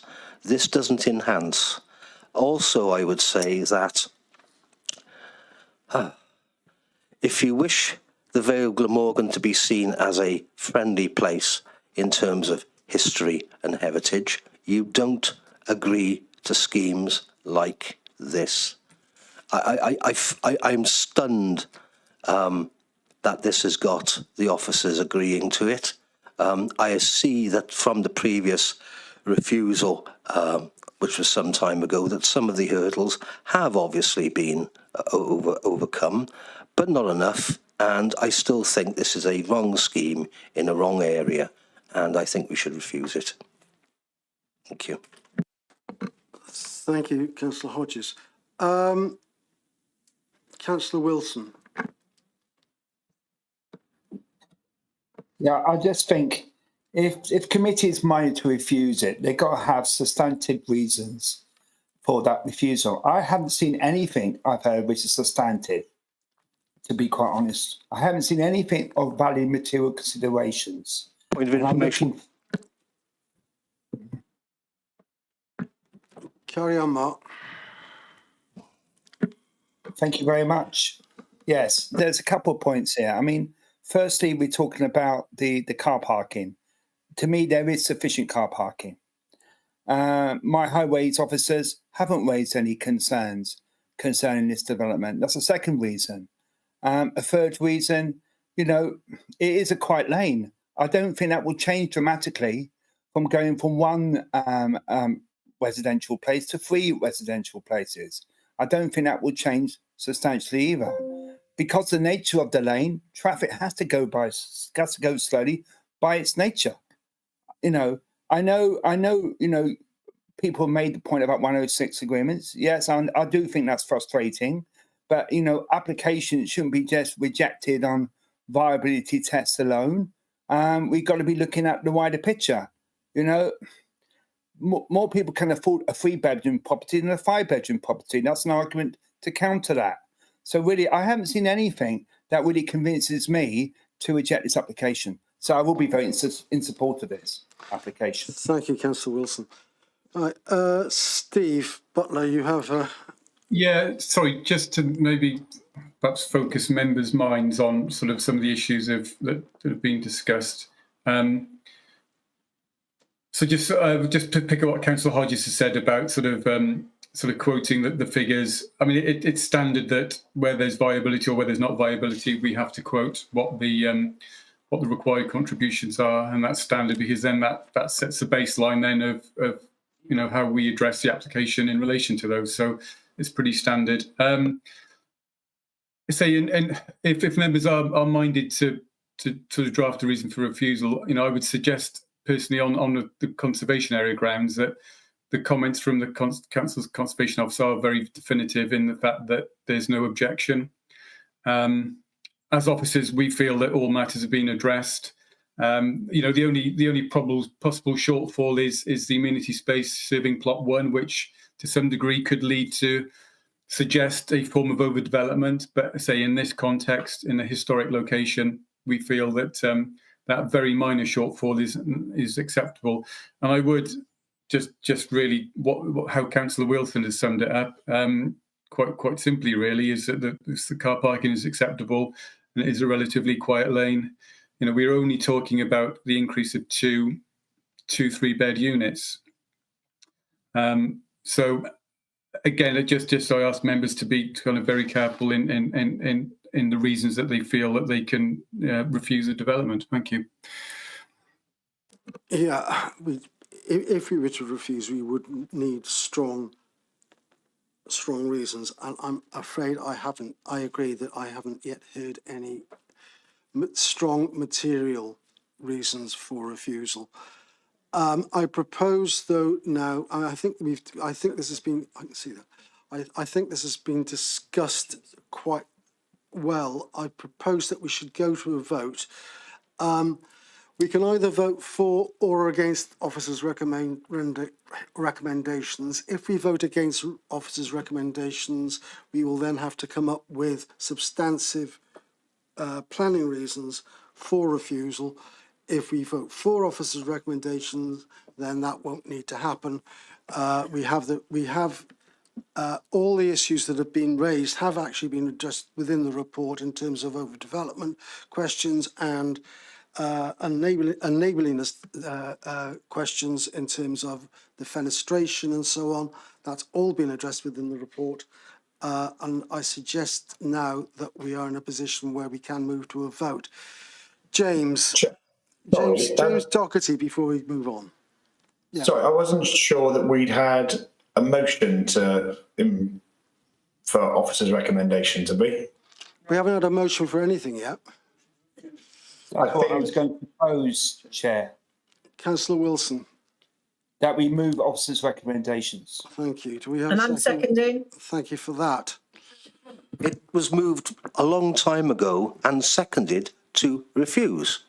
That is the vote. I don't recall it being a motion to refuse. Chair, I think you should ask Councillor Cave, because you asked her 10 minutes ago to come up with reasons to back up her motion to refuse. Chair, I do think that Councillor Cave did move the motion to refuse, which was seconded. I can't remember who it was seconded by, but it was just getting that clarification on the reason for refusal, which I think we were going back for.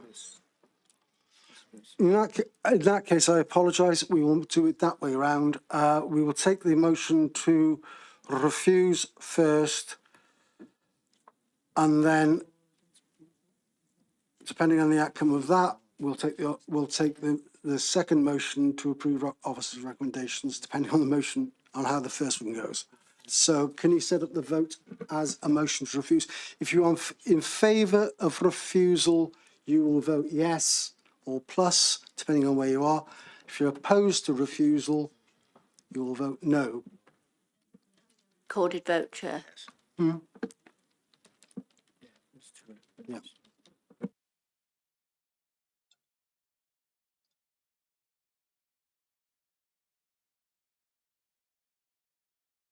So the motion to refuse officer's recommendation is the first vote. If you are in favour of refusal, it's yes or plus. If you're opposed, it is no or minus. We'll start the vote now, Chair. The vote is starting.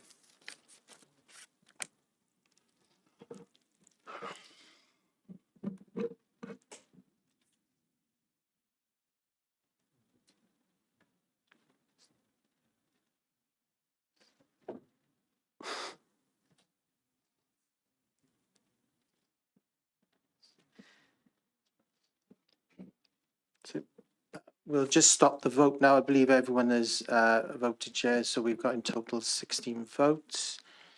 Bear with us, we'll have a look for the drill down details. Do you want the personal details? The names up. Yeah.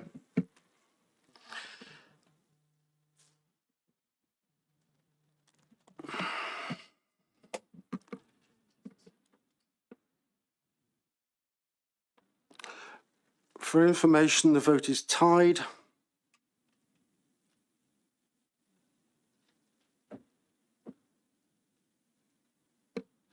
take it off now, Chair. Hmm? Let's take the vote off. Yeah. Screen. Yeah. Yeah, for information, the vote is tied with two abstentions. It therefore falls to me to use the chair's casting vote, and I voted for against refusal. So I will stand by that. So that refusal is refused. We now move then to a vote on officers' recommendations. So if you're in favour of officers' recommendation, you vote for. If you're against officers' recommendation, you vote against. So it's the opposite. The vote has started, Chair. And the vote has started. For or against officers' recommendations?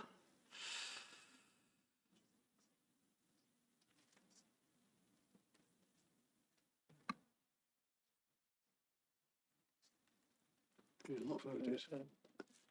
Councillor Cave's got a hand up, Chair. Yeah, she can wait after the vote.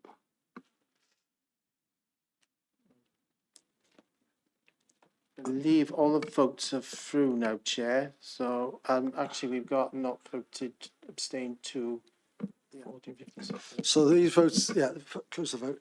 This again, the vote is tied. There's no vote, individual details up, Chair. Why not? Can you put them up? Yeah. Put them up. You can see the votes there. Again, as I said, the vote is tied. I have to use my casting vote, which is for officers' recommendations. Thank you very much.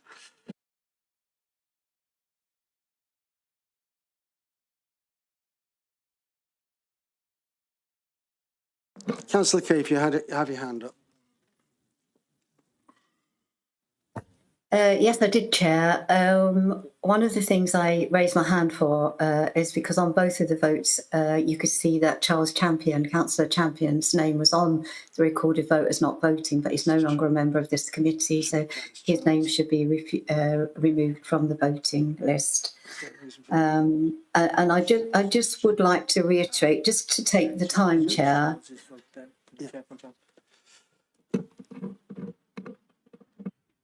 Yes, just to take the time, Chair, to recognise that the unneighbourliness of which I spoke of is a valid planning reason for a committee to refuse an application, and that was not addressed sufficiently, in my opinion, in the report.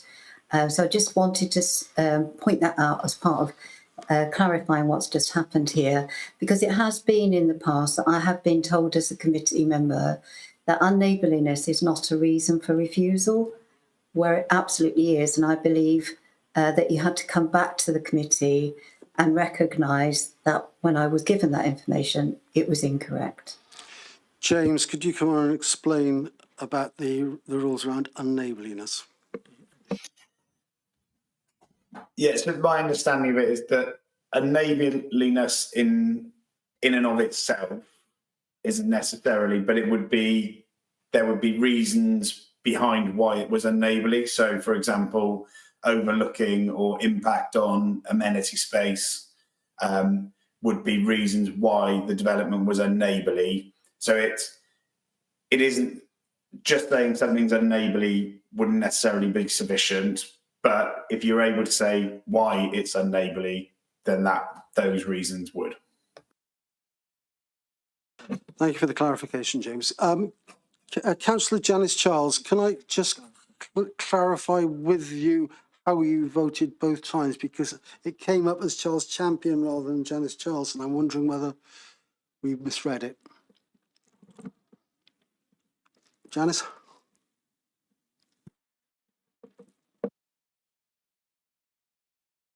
There's no audio, Councillor Charles. Sorry, can't hear you, Janice.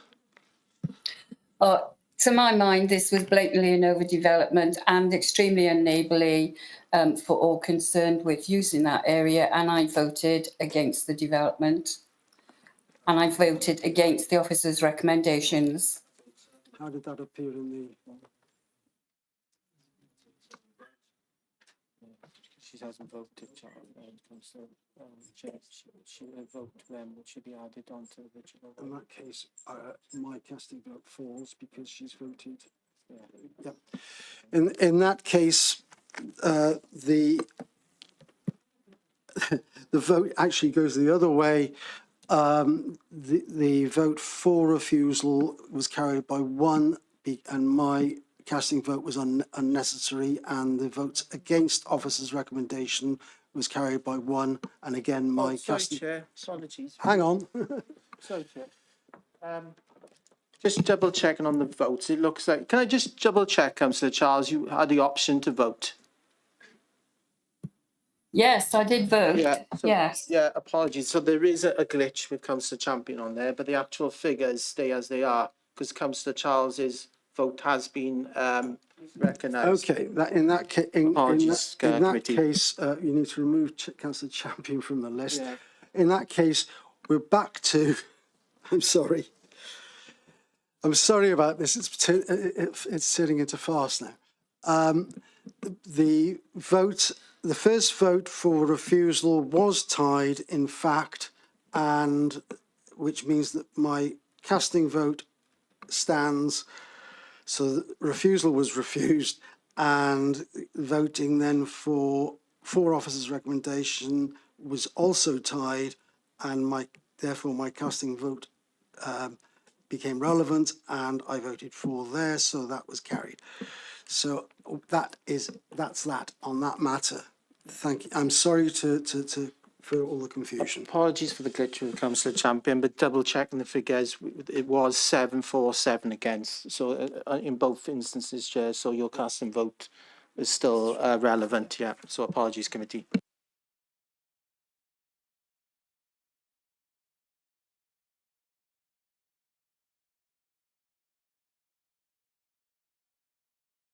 Before the vote, I believe that you did know that I wanted to speak. We were talking about building on Councillor Cave's reasons for refusal, and I was going to present a reason for refusal, which may or may not have made any difference. But, and I'm not expecting an answer from you now, you allowed other councillors to come back in, and you didn't allow me to come back in, and I wonder why. I just want that to be recorded, because while it may or may not have made a difference, I was denied the opportunity to put something to committee which I thought might be a valid reason for refusal. I apologise to Councillor Cow. However, it was my view that we have actually spent 2 hours now discussing this one matter. I think that I think and still feel that the discussion was starting to go around in circles, and therefore I decided to call it to a close and go to the vote. And I did say that. Or I did say that I was going to call yes, it to a but close. I'm objecting. I'm Thank you. objecting. I note your objection. Thank you. Councillor Wilson. Yeah, I just want to move to the next application, Chair. Yeah, so do I. Thank you. Having had 2 hours, I think a comfort break is in order. So can we come back in at 5 past, please?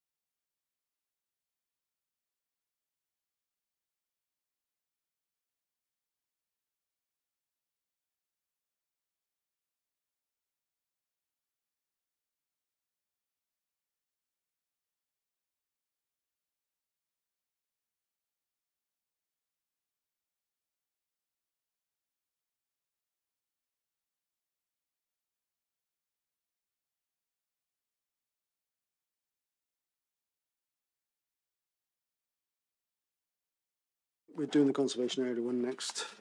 Yeah, Chair, get back on. Yeah. In that case, hopefully everyone's returned from their comfort break. We move on to the next application, which is actually for the same development, but this is the conservation area report. So it's 2024-00899 CAC. Steve, can you present this, please?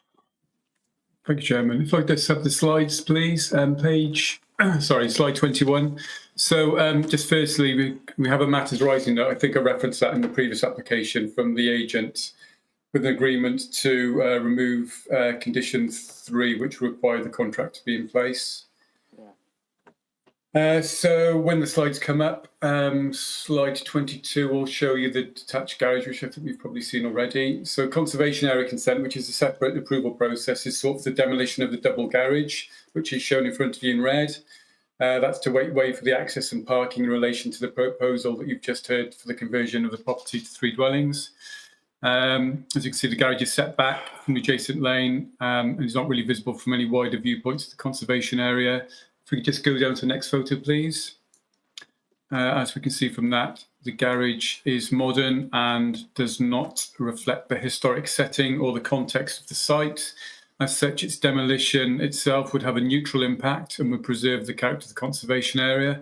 So in summary, there are no objections to the demolition from the conservation officer, and the proposed works would preserve the character of the conservation area in accordance with section 160 of the new Historic Environment Act, Wales 2023. Thank you. Thank you, Steve. We do have a speaker on this, Mr. Punton, who spoke on the previous matter, but this time he has 3 minutes. Mr. Punton. Oh, right. Thank you, Tom. Right. Good afternoon, everyone, again. Thank you for giving me the time to speak. I just want to talk briefly about why I'm objecting to this planning application. As you know, my address is focusing on the fact the property is situated within a conservation area. I'm a chartered surveyor, as I've said before, with 50 years' experience. I am concerned that in my experience, the facade in a conservation area should be kept as similar to, should not change if at all possible. Under Section 72, the Planning Act 1990, local authorities have a legal duty to make sure any new development in a conservation area doesn't turn its character or doesn't change its character or appearance. Ideally, it should improve it. In this case, I believe the proposed development does the opposite. Hillcroft on Hela Cowl is more than just a building. It dates from medieval times, and according to oral local history, once housed the shoemakers and tailors who worked for the old Dinas Powers Castle. This is a special corner of the village, as has been said numerous times. Quiet, peaceful, and used regularly by residents as a safe walking route up the village. It's one of those places that quietly holds history, and it's still a living part of the community. For those of you who have scrutinised the plans, and especially if you attended the site meeting this morning, you'll know that this is not a modest development described in the application. It's 3 extensions, all in a single back garden with parking for 6 cars. It's closer to a mini housing complex.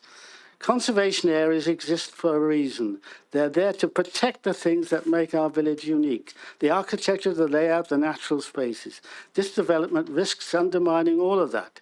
It would damage local biodiversity, increase traffic on a quiet lane, and chip away at the character we're supposed to be preserving.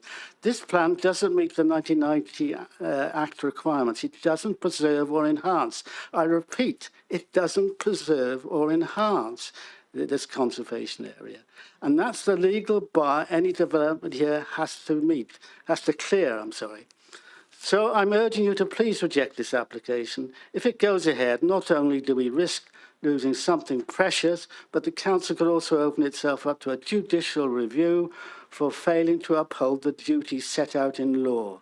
Let's protect this place for us and for the generations who will come after us. Thank you, Chair. Thank you, Mr. Punton. You're well within time. Are there any points of clarification for any members of the committee for Mr. Punton? I see no hands. In that case, thank you for your time, Mr. Punton. If you can turn your mic off, please. Right, Steve, would you like to address any of the points raised by Mr. Punton?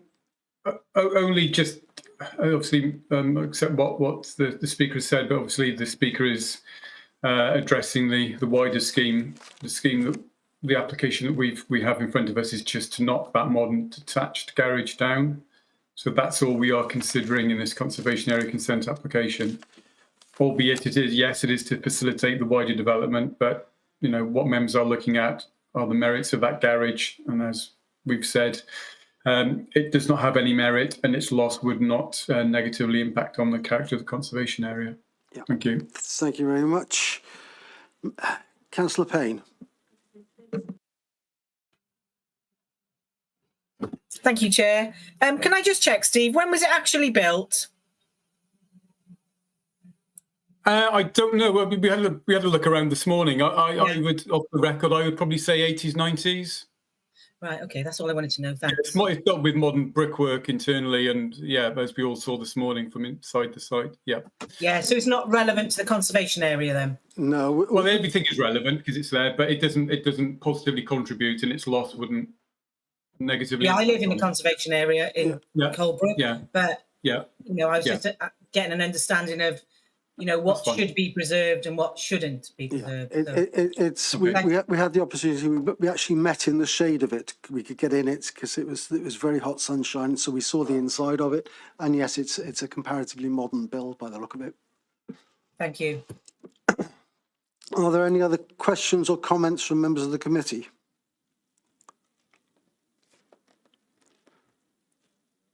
Would anybody like to move officers' recommendations, please? Happy to move them. Thank you, Mark. Councillor Buckley. I'm assuming that's a second. Second. Thank you. Happy to second.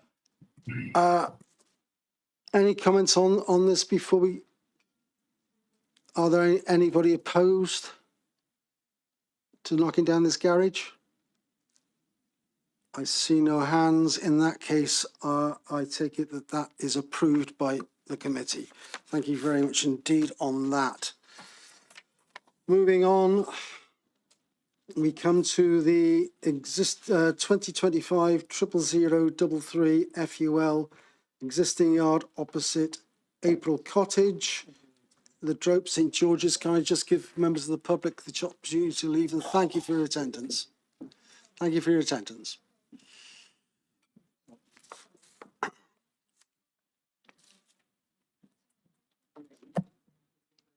This way, my colleague will let you out. Okay?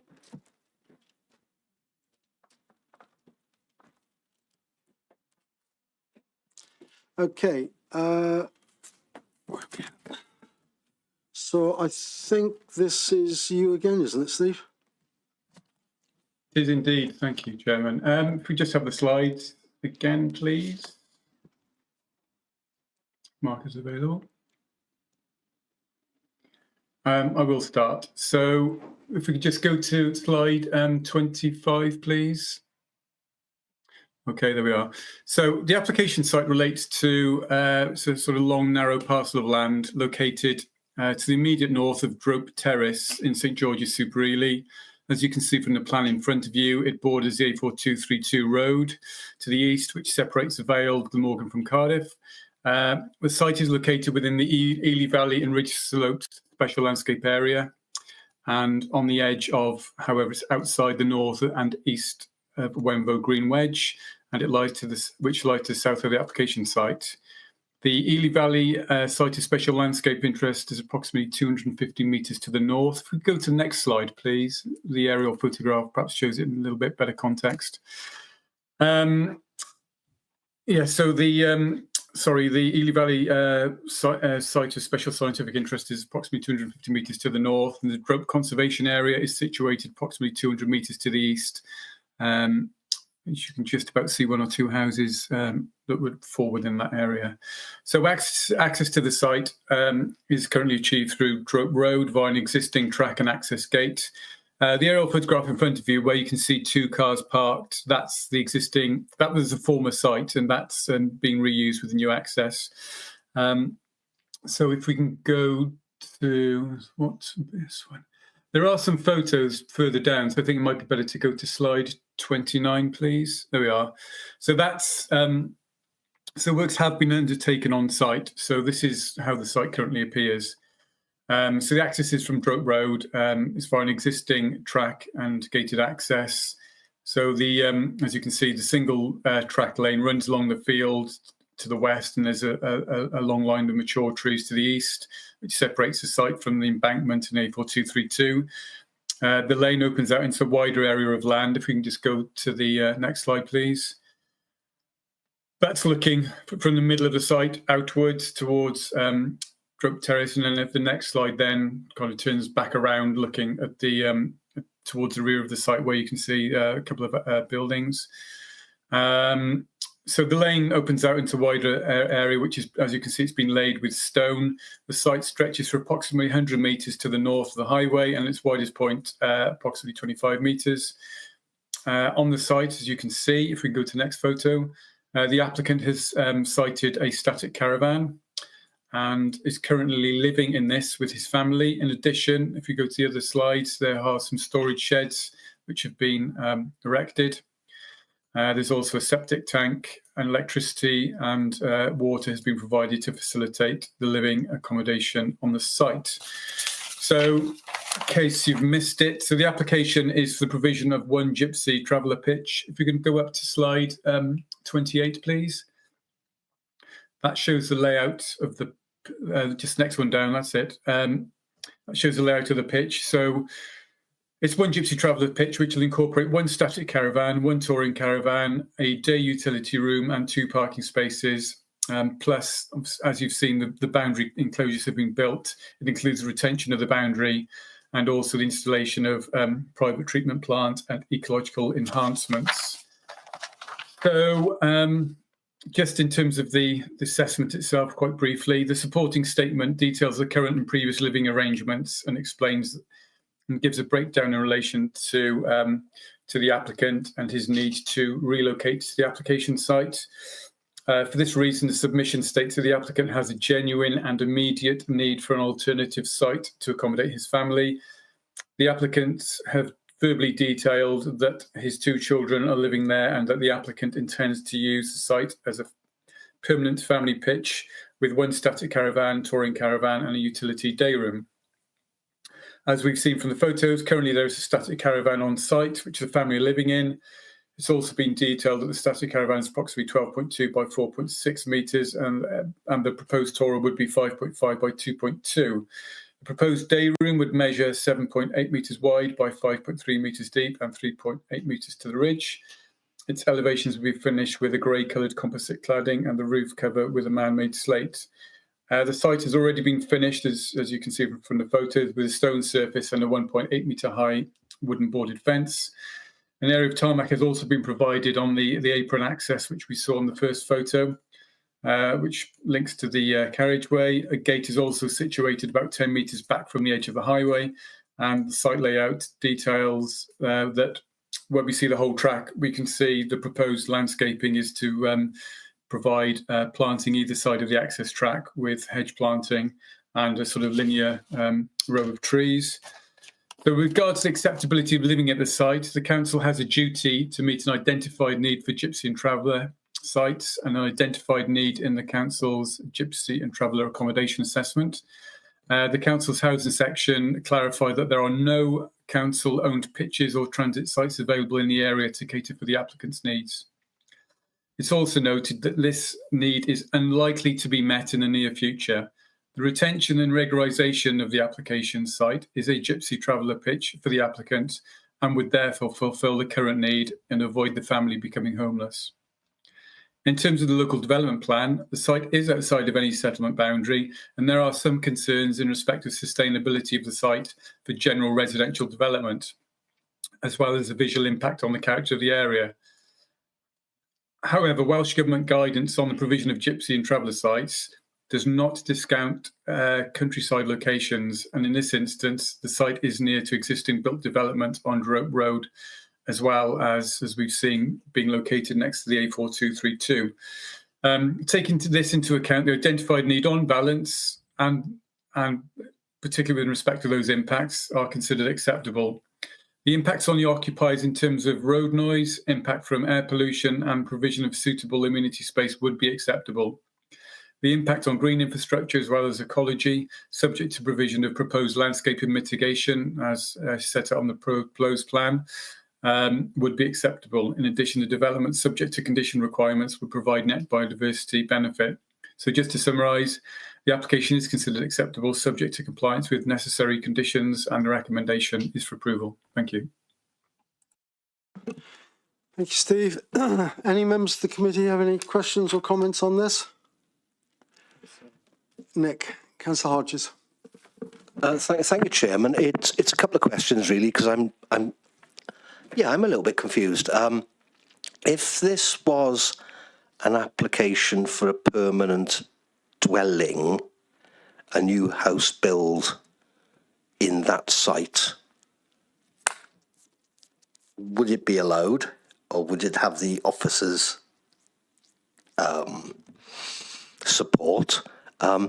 I understand and I fully support the need for gypsy and traveller accommodation, but I see this as a permanent pitch, an static, effectively house. I'm just wondering how that works. I'm just a bit confused. Genuine question. Steve? Thank you, Chairman. Yeah, yes, I mean, this is for a pitch. Say the report on page 117, 118 looks at principle of development, and I think it's safe to say if although it's not in a wholly unsustainable location, it's relatively close to Cardiff as a say private dwelling, it's probably unlikely that it would be supported. But as I think we've stated, the Welsh Government Circular 05/2018, planning for gypsies and traveller and show people sites is relevant and does accept. It absolutely accepts that these sites can be considered in the countryside that are away from settlements. So we have to follow the guidance. This is not the most remote site either. So it does have some relatively close to settlement, albeit it's a settlement of Cardiff, but nevertheless, it's not that remote from facilities. And I think, as we've said, it is a site. So we're not conditioning that only the applicant can live there. This is a site that's meeting our identified need. And I think the key thing to emphasise is the fact that there are no other sites that the authority have where, if this application were to be refused, that the current occupier could reside at.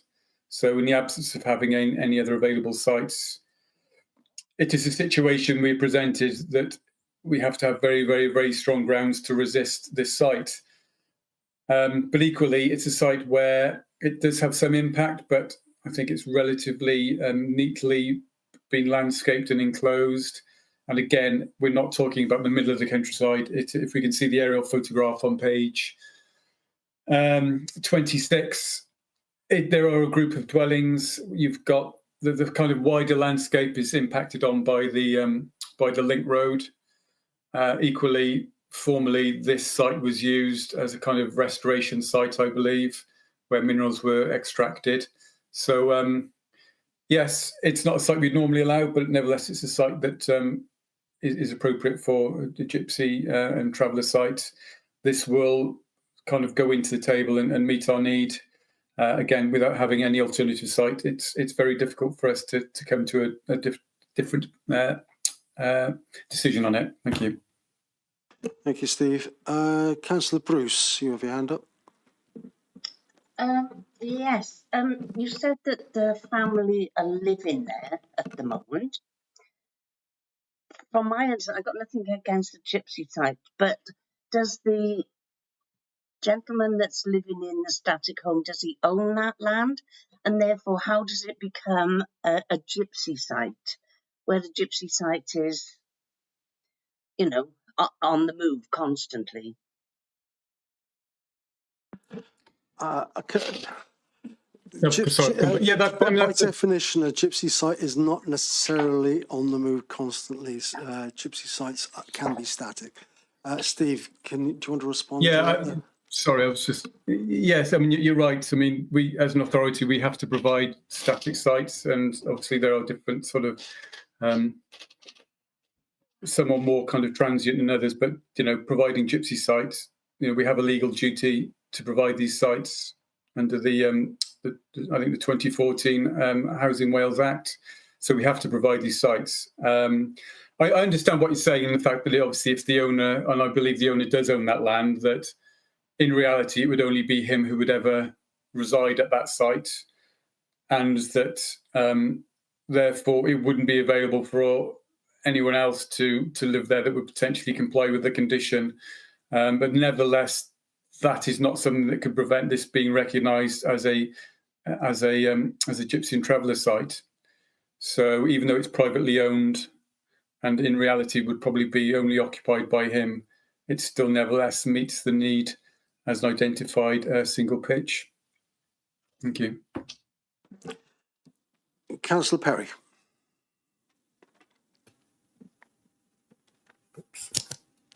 There I am. Hi.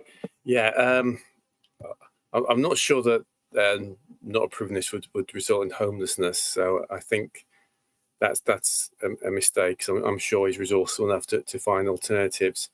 A few questions looking at the photographs of what has been built and the plans, and I'm wondering if and when the hardcore would be removed, and when the landscaping that's shown in the plans but isn't in the photographs will be completed, and when the tree planting will be done, and what conditions are there to ensure that the trees remain healthy for many, many years.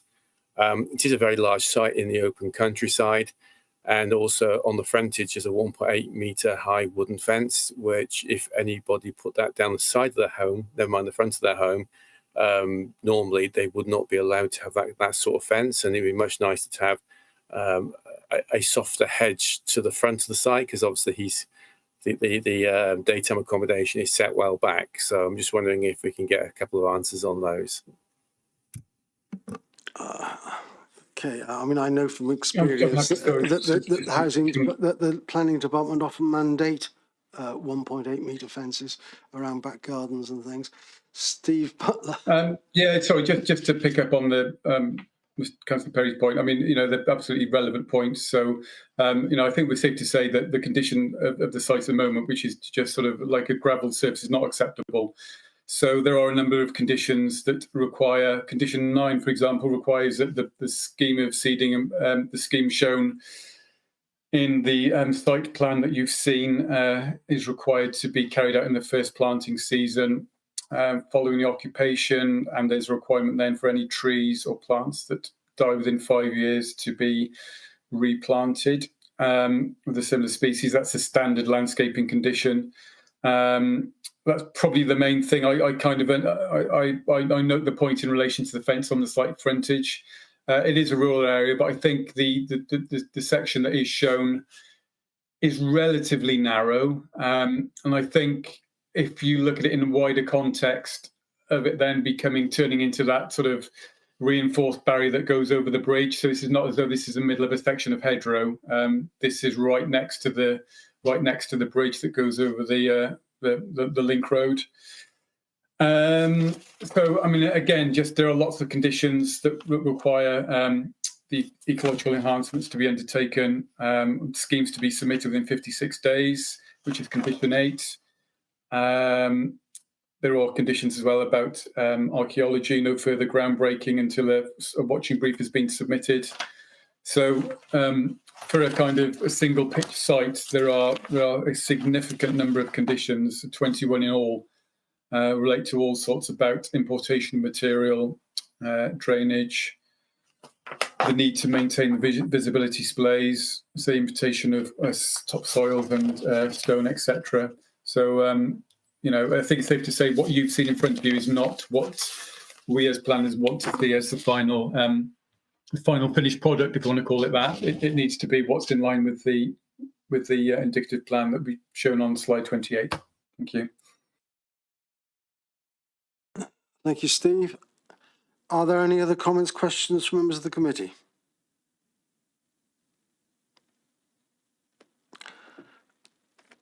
In that case, can I ask whether there's anybody who is opposed to officers' recommendations on this?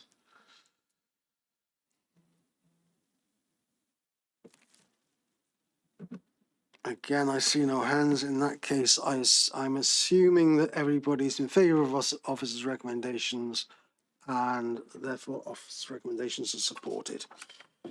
Moving on.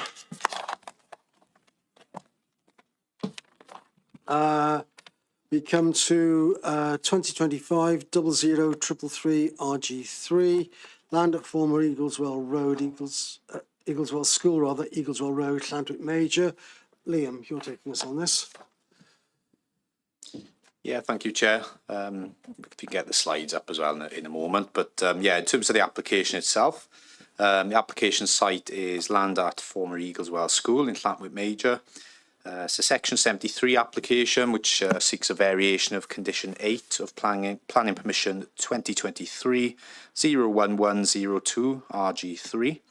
So before coming on to the proposal itself, just in terms of procedure, so it's a Section 73 application. It allows for amendments to be made to existing planning permissions without complying with conditions previously imposed on an extant planning permission. So where it's granted, a new planning consent is granted. So broadly speaking, they can be separated into three different application types. You have those which are seeking to extend the time limit on existing permissions, normally known as renewal applications.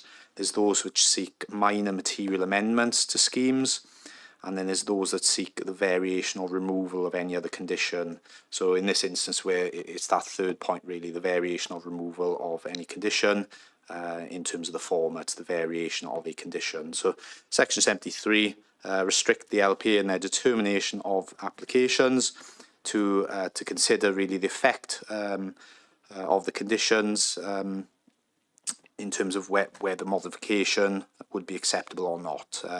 So authorities can't revisit the original permission or reconsider it, but they do have regard to consider the suite of conditions that they want to impose, having regard to things like condition discharges, etc. So if we come on to slide 1, we'll get the site location plan.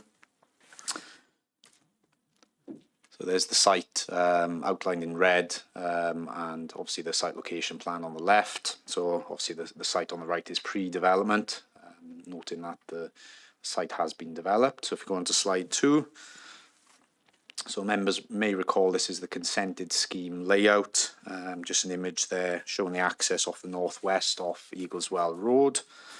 If you move on to the next slide, please. This is condition 8. So here we have the actual wording of the condition that was imposed on the original planning consent. So if you recall, members, there was discussion over the impact from the windows on residential properties around the site.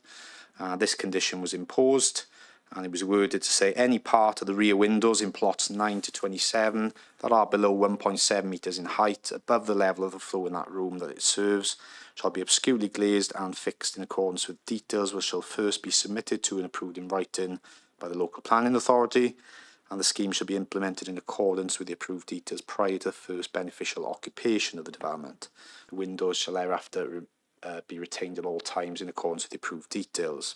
So following on from the permission and that condition, an application was made to discharge the requirements of the condition, so i.e. seek approval for the obscure glazing details and fixing details, and at that time set out that the windows to plots 9 to 27 were all to be obscurely glazed and in accordance with the condition requirements, and then fixed securely in a closed position. So that application was approved last year, October 2024, It was clear though at the time of that application that some of the units which were yet to be occupied, if left with closed shut windows, would not meet building regulations requirements.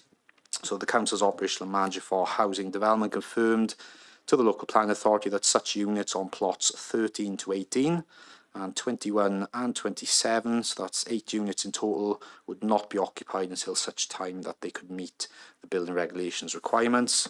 And to that end, I understand that those units are not occupied. So if we move on to the next slide, please. This is just a general plan outlining the relevant properties that we're looking at, highlighted in blue there, numbers 9 to 27, which comprise of unit types D and G. So if we just move on to the next slide, this is the floor layout of the unit type D. So if you look at the layout there, it's got the kitchen living space on the right hand side, and you've got the bedrooms then surrounding. In terms of this unit, to comply with building regulations, the units are required to have a means of escape from the bedrooms. So whilst this isn't an issue for the majority of the other units on site, some of these units do not have the means of escape from the bedrooms, as there's no outdoor access way off the internal hallway. So if you notice there, I think it's bedroom number 4, some of the other units have got then a front door from bedroom 4 out, so rather than the bedroom in that location. So that's the issue in terms of the compliance here with building regulations. So those concerned windows are circled. So the proposal put before officers is to deal with these windows on units 13, 14, 15, 16, 17, 18, 21 and 27 with quick release restrictors. So the windows would remain fixed in a closed position, albeit not physically screwed shut. So if we go on to the next slide, please. It's a bit difficult to see this one, but obviously the units concerned, you can just make it out on the image there. In green are the ones which would be subject to the quick release restrictor. So it's 8 units. In the bottom part, it's furthest most property there, and then there's a sort of 6 properties then on the northern side. So if we go on to the next slide, it probably zooms in a bit for us. So yeah, you can see the ones, so the ones in pink, essentially no change. They're all to be obscure glazed and fixed shut, but then those property units in green. So it's only the 2 windows out of each of those then, which would be subject to those quick release restrictors. So if we go on to the next slide, yeah, so that one there shows the other 2 properties. If you recall, members, there was a site visit at the time of the previous application. I think we went down to unit 27 there, so we looked at the property from that position, and we went and viewed it up the top end as well. But if we go on to the next slide, so this shows an example of the restrictor in use and engaged. So note this is not one of the actual affected windows. Well, if you go on to the next slide, so that's the restrictor circled. That's how far the window opens, so you can see when that's obscurely glazed. So that isn't obscurely glazed because the front window is just used for an example.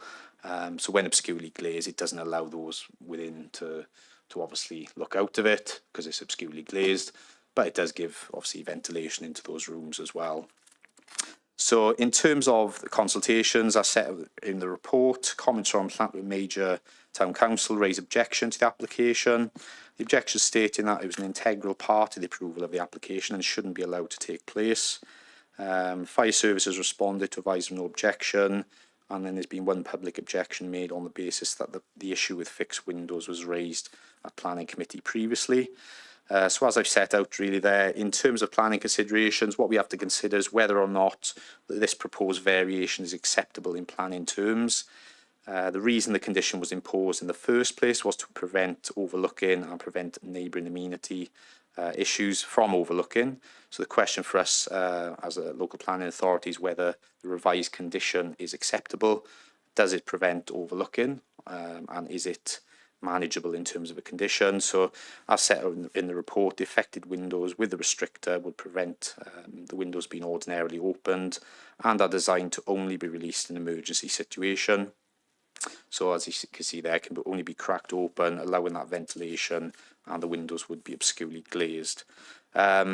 Views are restricted, and the revised scheme raises no harm from an amenity perspective. A management plan has been submitted. You'll note in your papers and the update that one of the conditions is to be amended condition number 8 with a revised management plan.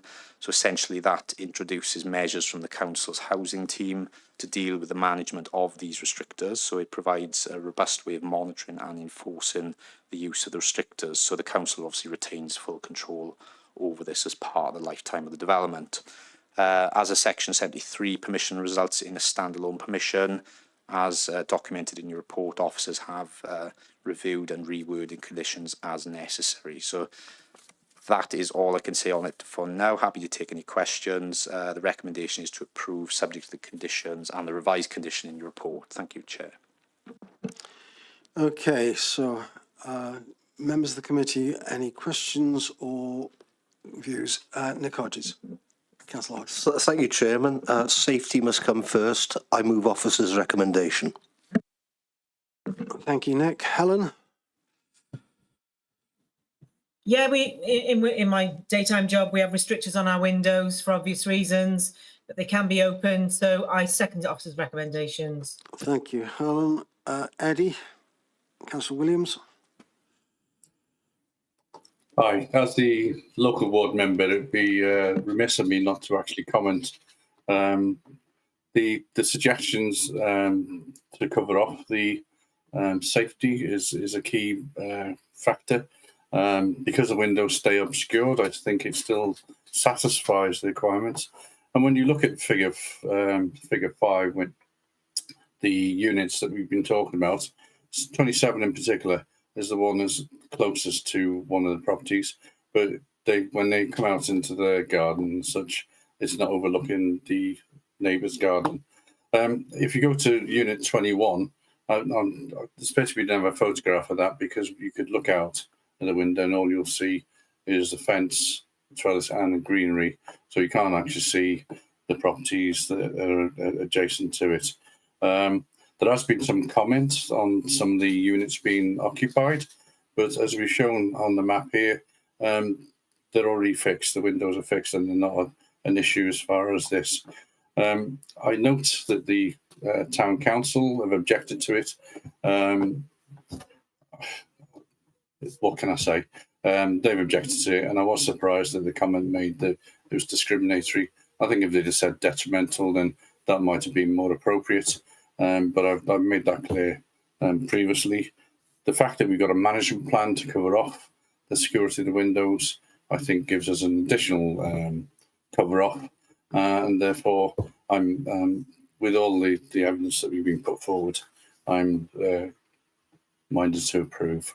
And I thank the members who've already moved and seconded it. Thank you, Councillor Williams. Any other comments or questions from the committee?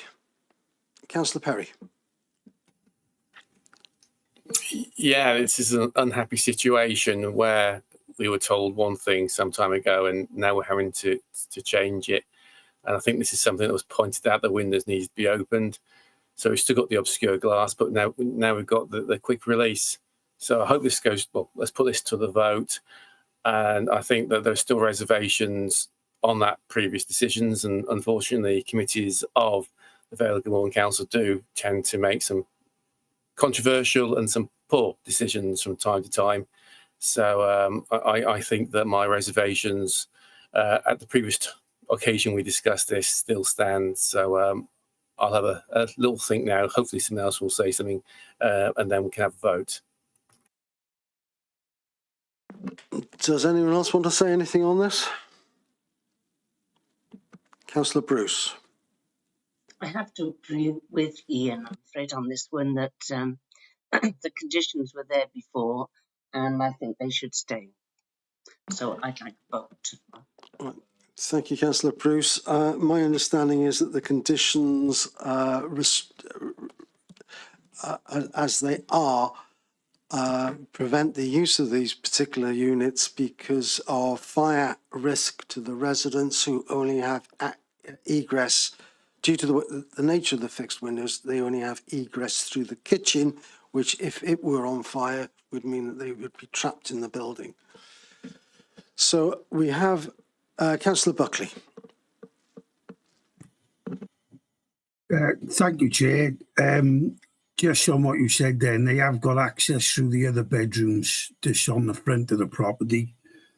My concern with this is the planning went ahead against our own planning rules for how close it was sited to the neighbours, and the concession that we gave was that they would be obscured and opened.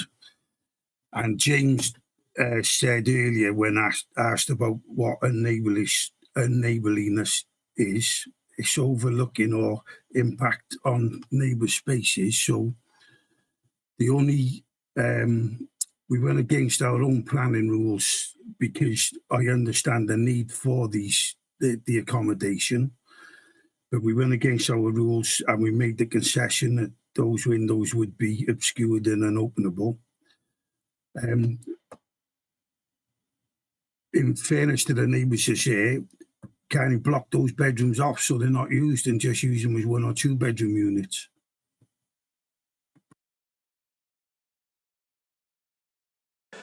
Thank you, Councillor Buckley. Ian, Liam, sorry. Yeah, thank you, Chair. Yeah, just to pick up on some of the points there raised by members. So obviously, when you were dealing with the application, when it came in before, we were looking at it from a planning perspective. So obviously, we're looking at the impact from overlooking, and obviously to deal with that impact, we imposed that condition, which required the windows to be obscurely glazed and fixed. That was the wording given at the time. Obviously, there's a duty on the council to accord with building regulation requirements as well, which is totally separate to planning, I must add. So it's not a material planning consideration when you're dealing with your planning application, but it's for the developer to ensure the compliance with both regulations. So obviously coming forward now with this scheme, the outcome is you can't look out to the windows because they're obscurely glazed. They will be cracked open slightly. But from a planning perspective, the end result is the same. There is no overlooking. So I think that's really the key aspect. And if for example, this scheme was before us when the application was first before us, we would be in the same position. And I think we would have to look at it objectively and say, well, what is the harm? And I think the key point to raise as well, I mean, in terms of the layout of the units, obviously, you have the garden areas within each of those units. So you could stand in the garden and get a similar vantage point to the to where the bedroom windows are. So arguably, you could stand in a number of those units' gardens, and if there was overlooking, it would be no worse from the bedroom than it would be from the garden area. So I think we've got to a position where what's being put forward is acceptable. The outcome is the same as the outcome when you first dealt with the application, and I don't think it's something which can be resisted in planning terms. Thank you, Chair. Councillor Bruce. Yeah, clarification a bit. So these windows can only be cracked open, and yet, so therefore there's still no way out of those if there is a fire.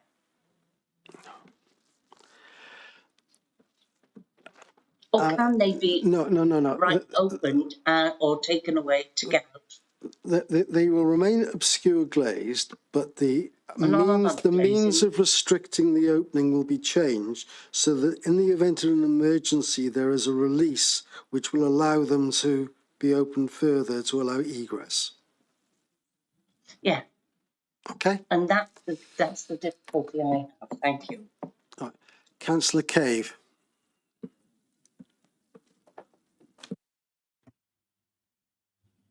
Thank you, Chair.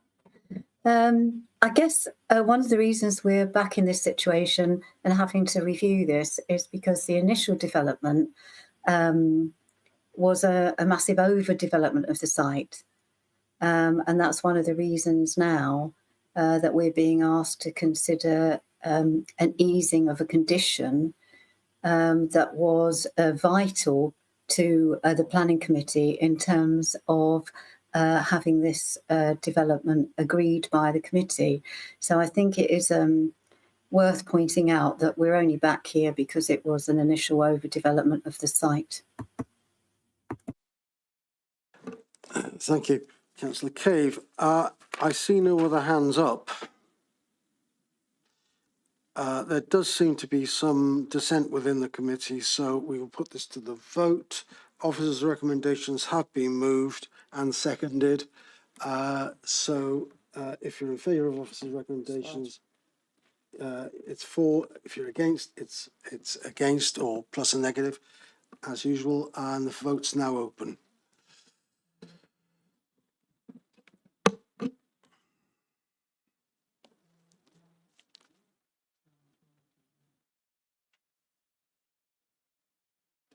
It's 15. One more.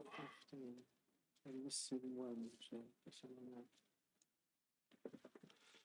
Still waiting for one more. Oh. One more vote. I got 15 up. There are 16 of us. Oh no, allowed to vote 15. That's it.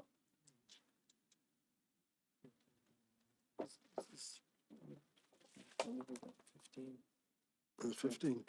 That's it. I think all votes are in. That's clearly carried 10-4 with one abstention. Agreed? Yeah.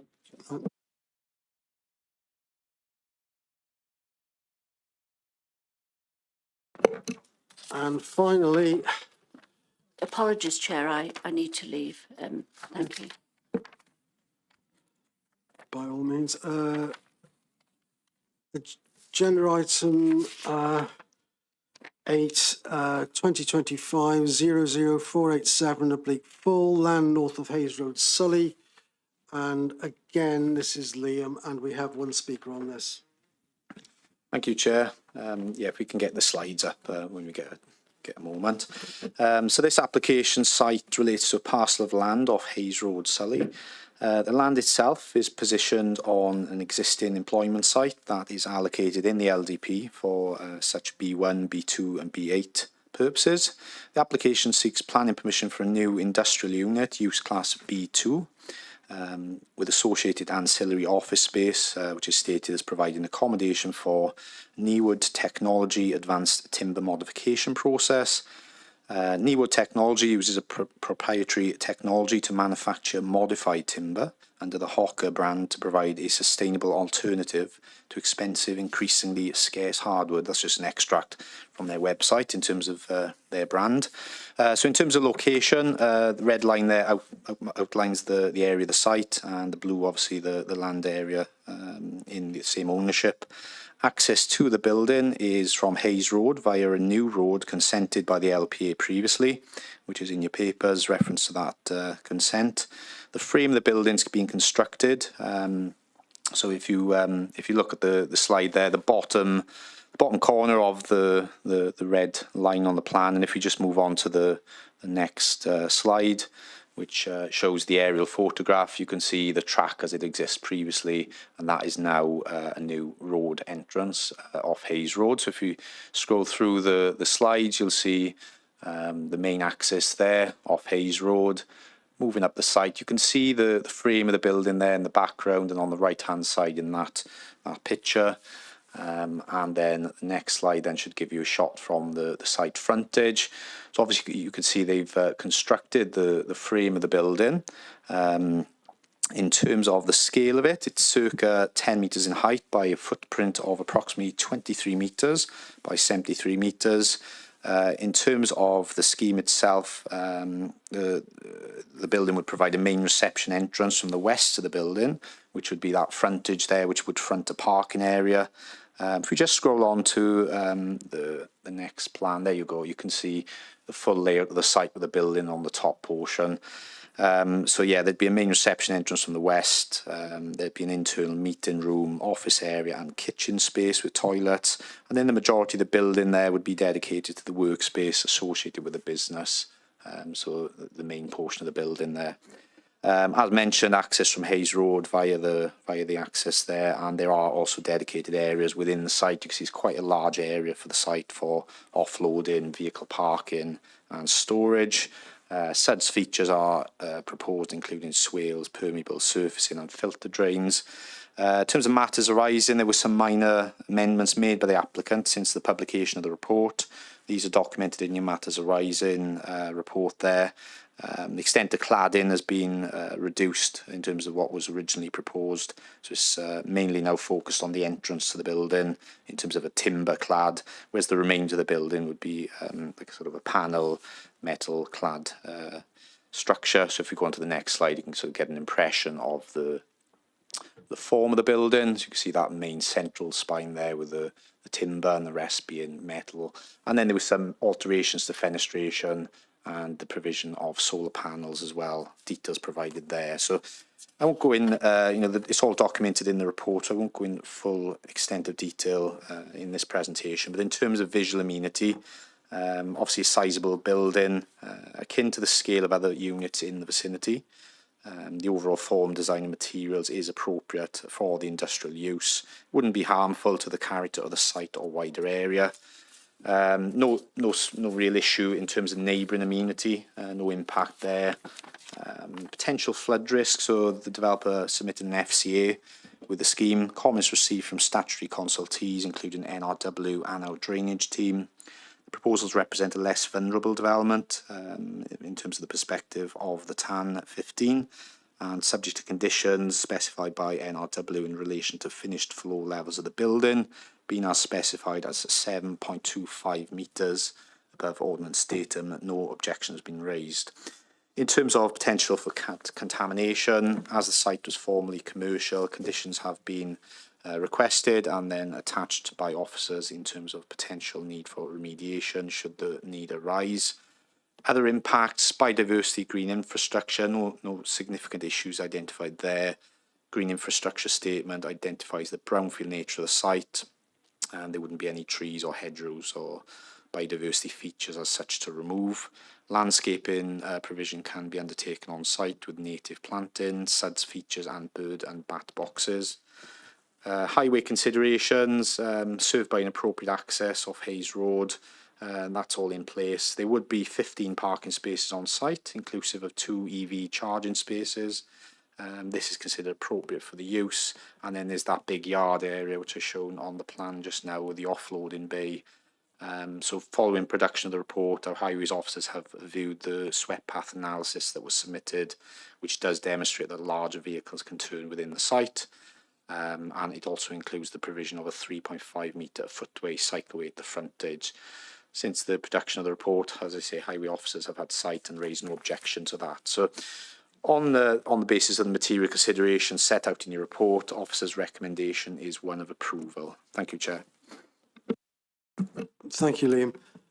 Are there any questions, comments from any members of the committee? Councillor Payne.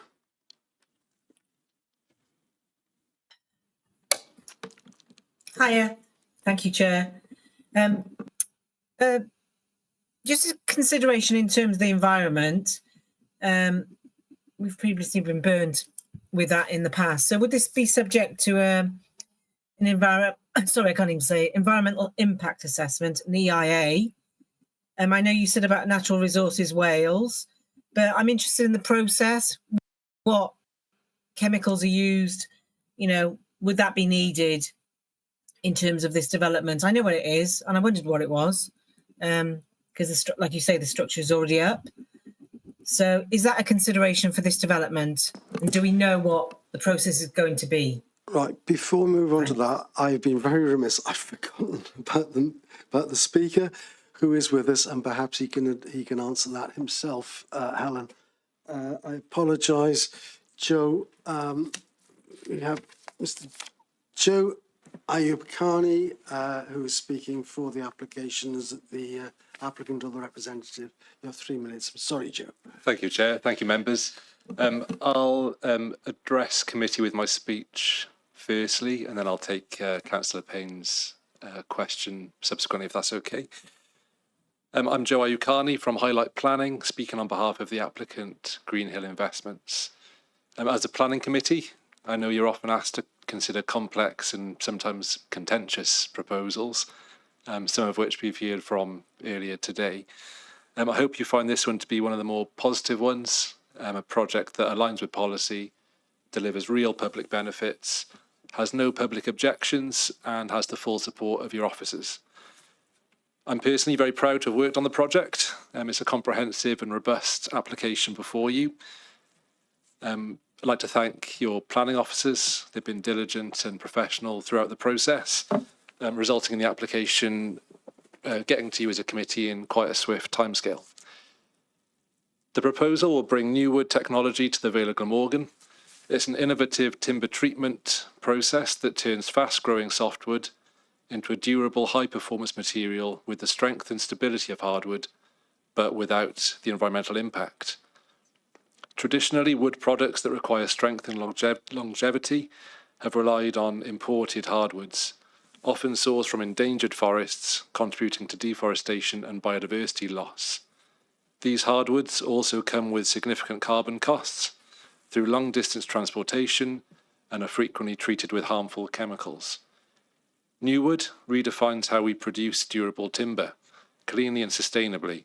The process uses only heat, steam and pressure. I think that was one of Councillor Payne's questions. No chemicals and no plastics. It permanently enhances softwood. This process will enable the replacement of traditional hardwood with a sustainable, low-carbon material produced here in Wales. The facility will act as a global showcase for this innovation, placing the Vale and the Cardiff Capital Region on the map as a leader in sustainable timber technology. It will attract the company's partners and clients from across the world, raising the profile of the region, with the technology being shared and licensed globally. Bringing this to the Vale is significant. It positions the area at the forefront of green manufacturing and innovation. The facility will create around 20 skilled full-time jobs, with the potential for this to grow, something particularly important given the news of recent job losses in this part of the Vale. This is modern, sustainable development on an allocated brownfield employment site. It's the right development in the right place and aligns with national and local policy. I therefore respectfully ask that you support your officer's recommendation and approve this exciting and forward-thinking development. I'd be pleased to answer any questions you may have. Thank you, Joe, and I apologise again for being... I'm tired. We all are. Thanks. Right, Helen, does that answer your question? And does anybody else have any points of clarification or questions for Mr. Ayub-Khani? Helen? Helen? Thank you, Joe. So you say there are no chemicals involved in this process? I know there's a foul drain on the plans, isn't there? So what would that be for? So in terms of foul drainage, drainage from the toilet facilities, that'll go to a package treatment plant rather than going to mains drainage. No. I can't conclusively say there'll be absolutely no chemicals used at all, but what I can say is that it's all contained within the building.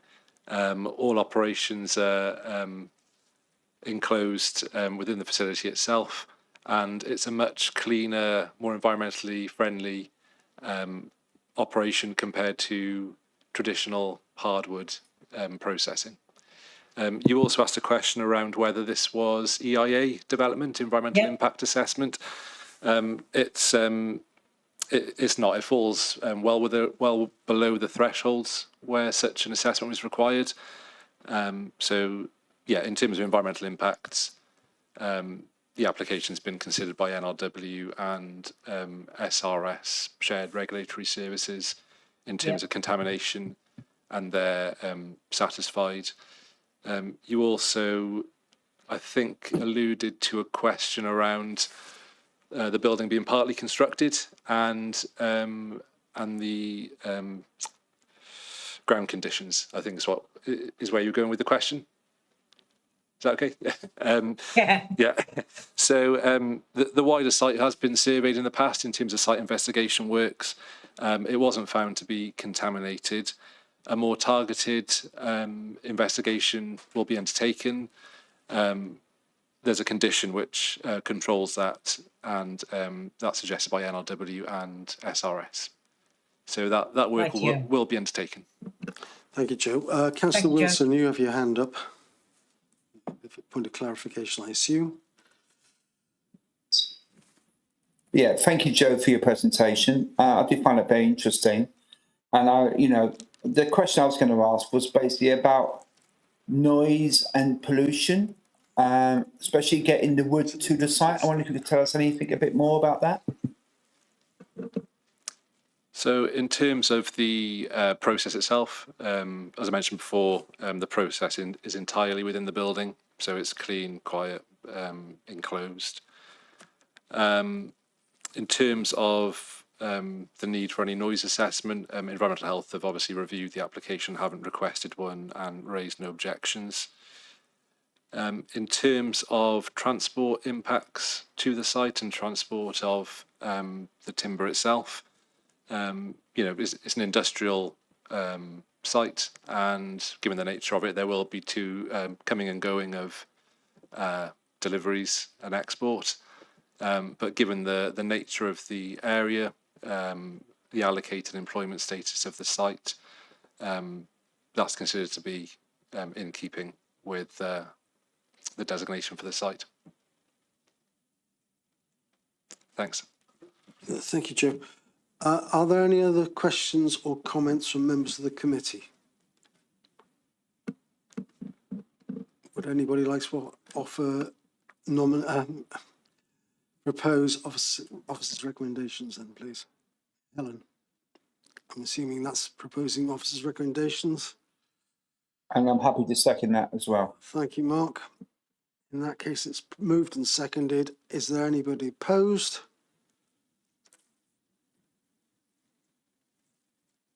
I see no hands up, therefore officers' recommendations are supported, and thank you very much all. And it's a very late evening for us, unusually, and so thank you for your forbearance and sticking with us.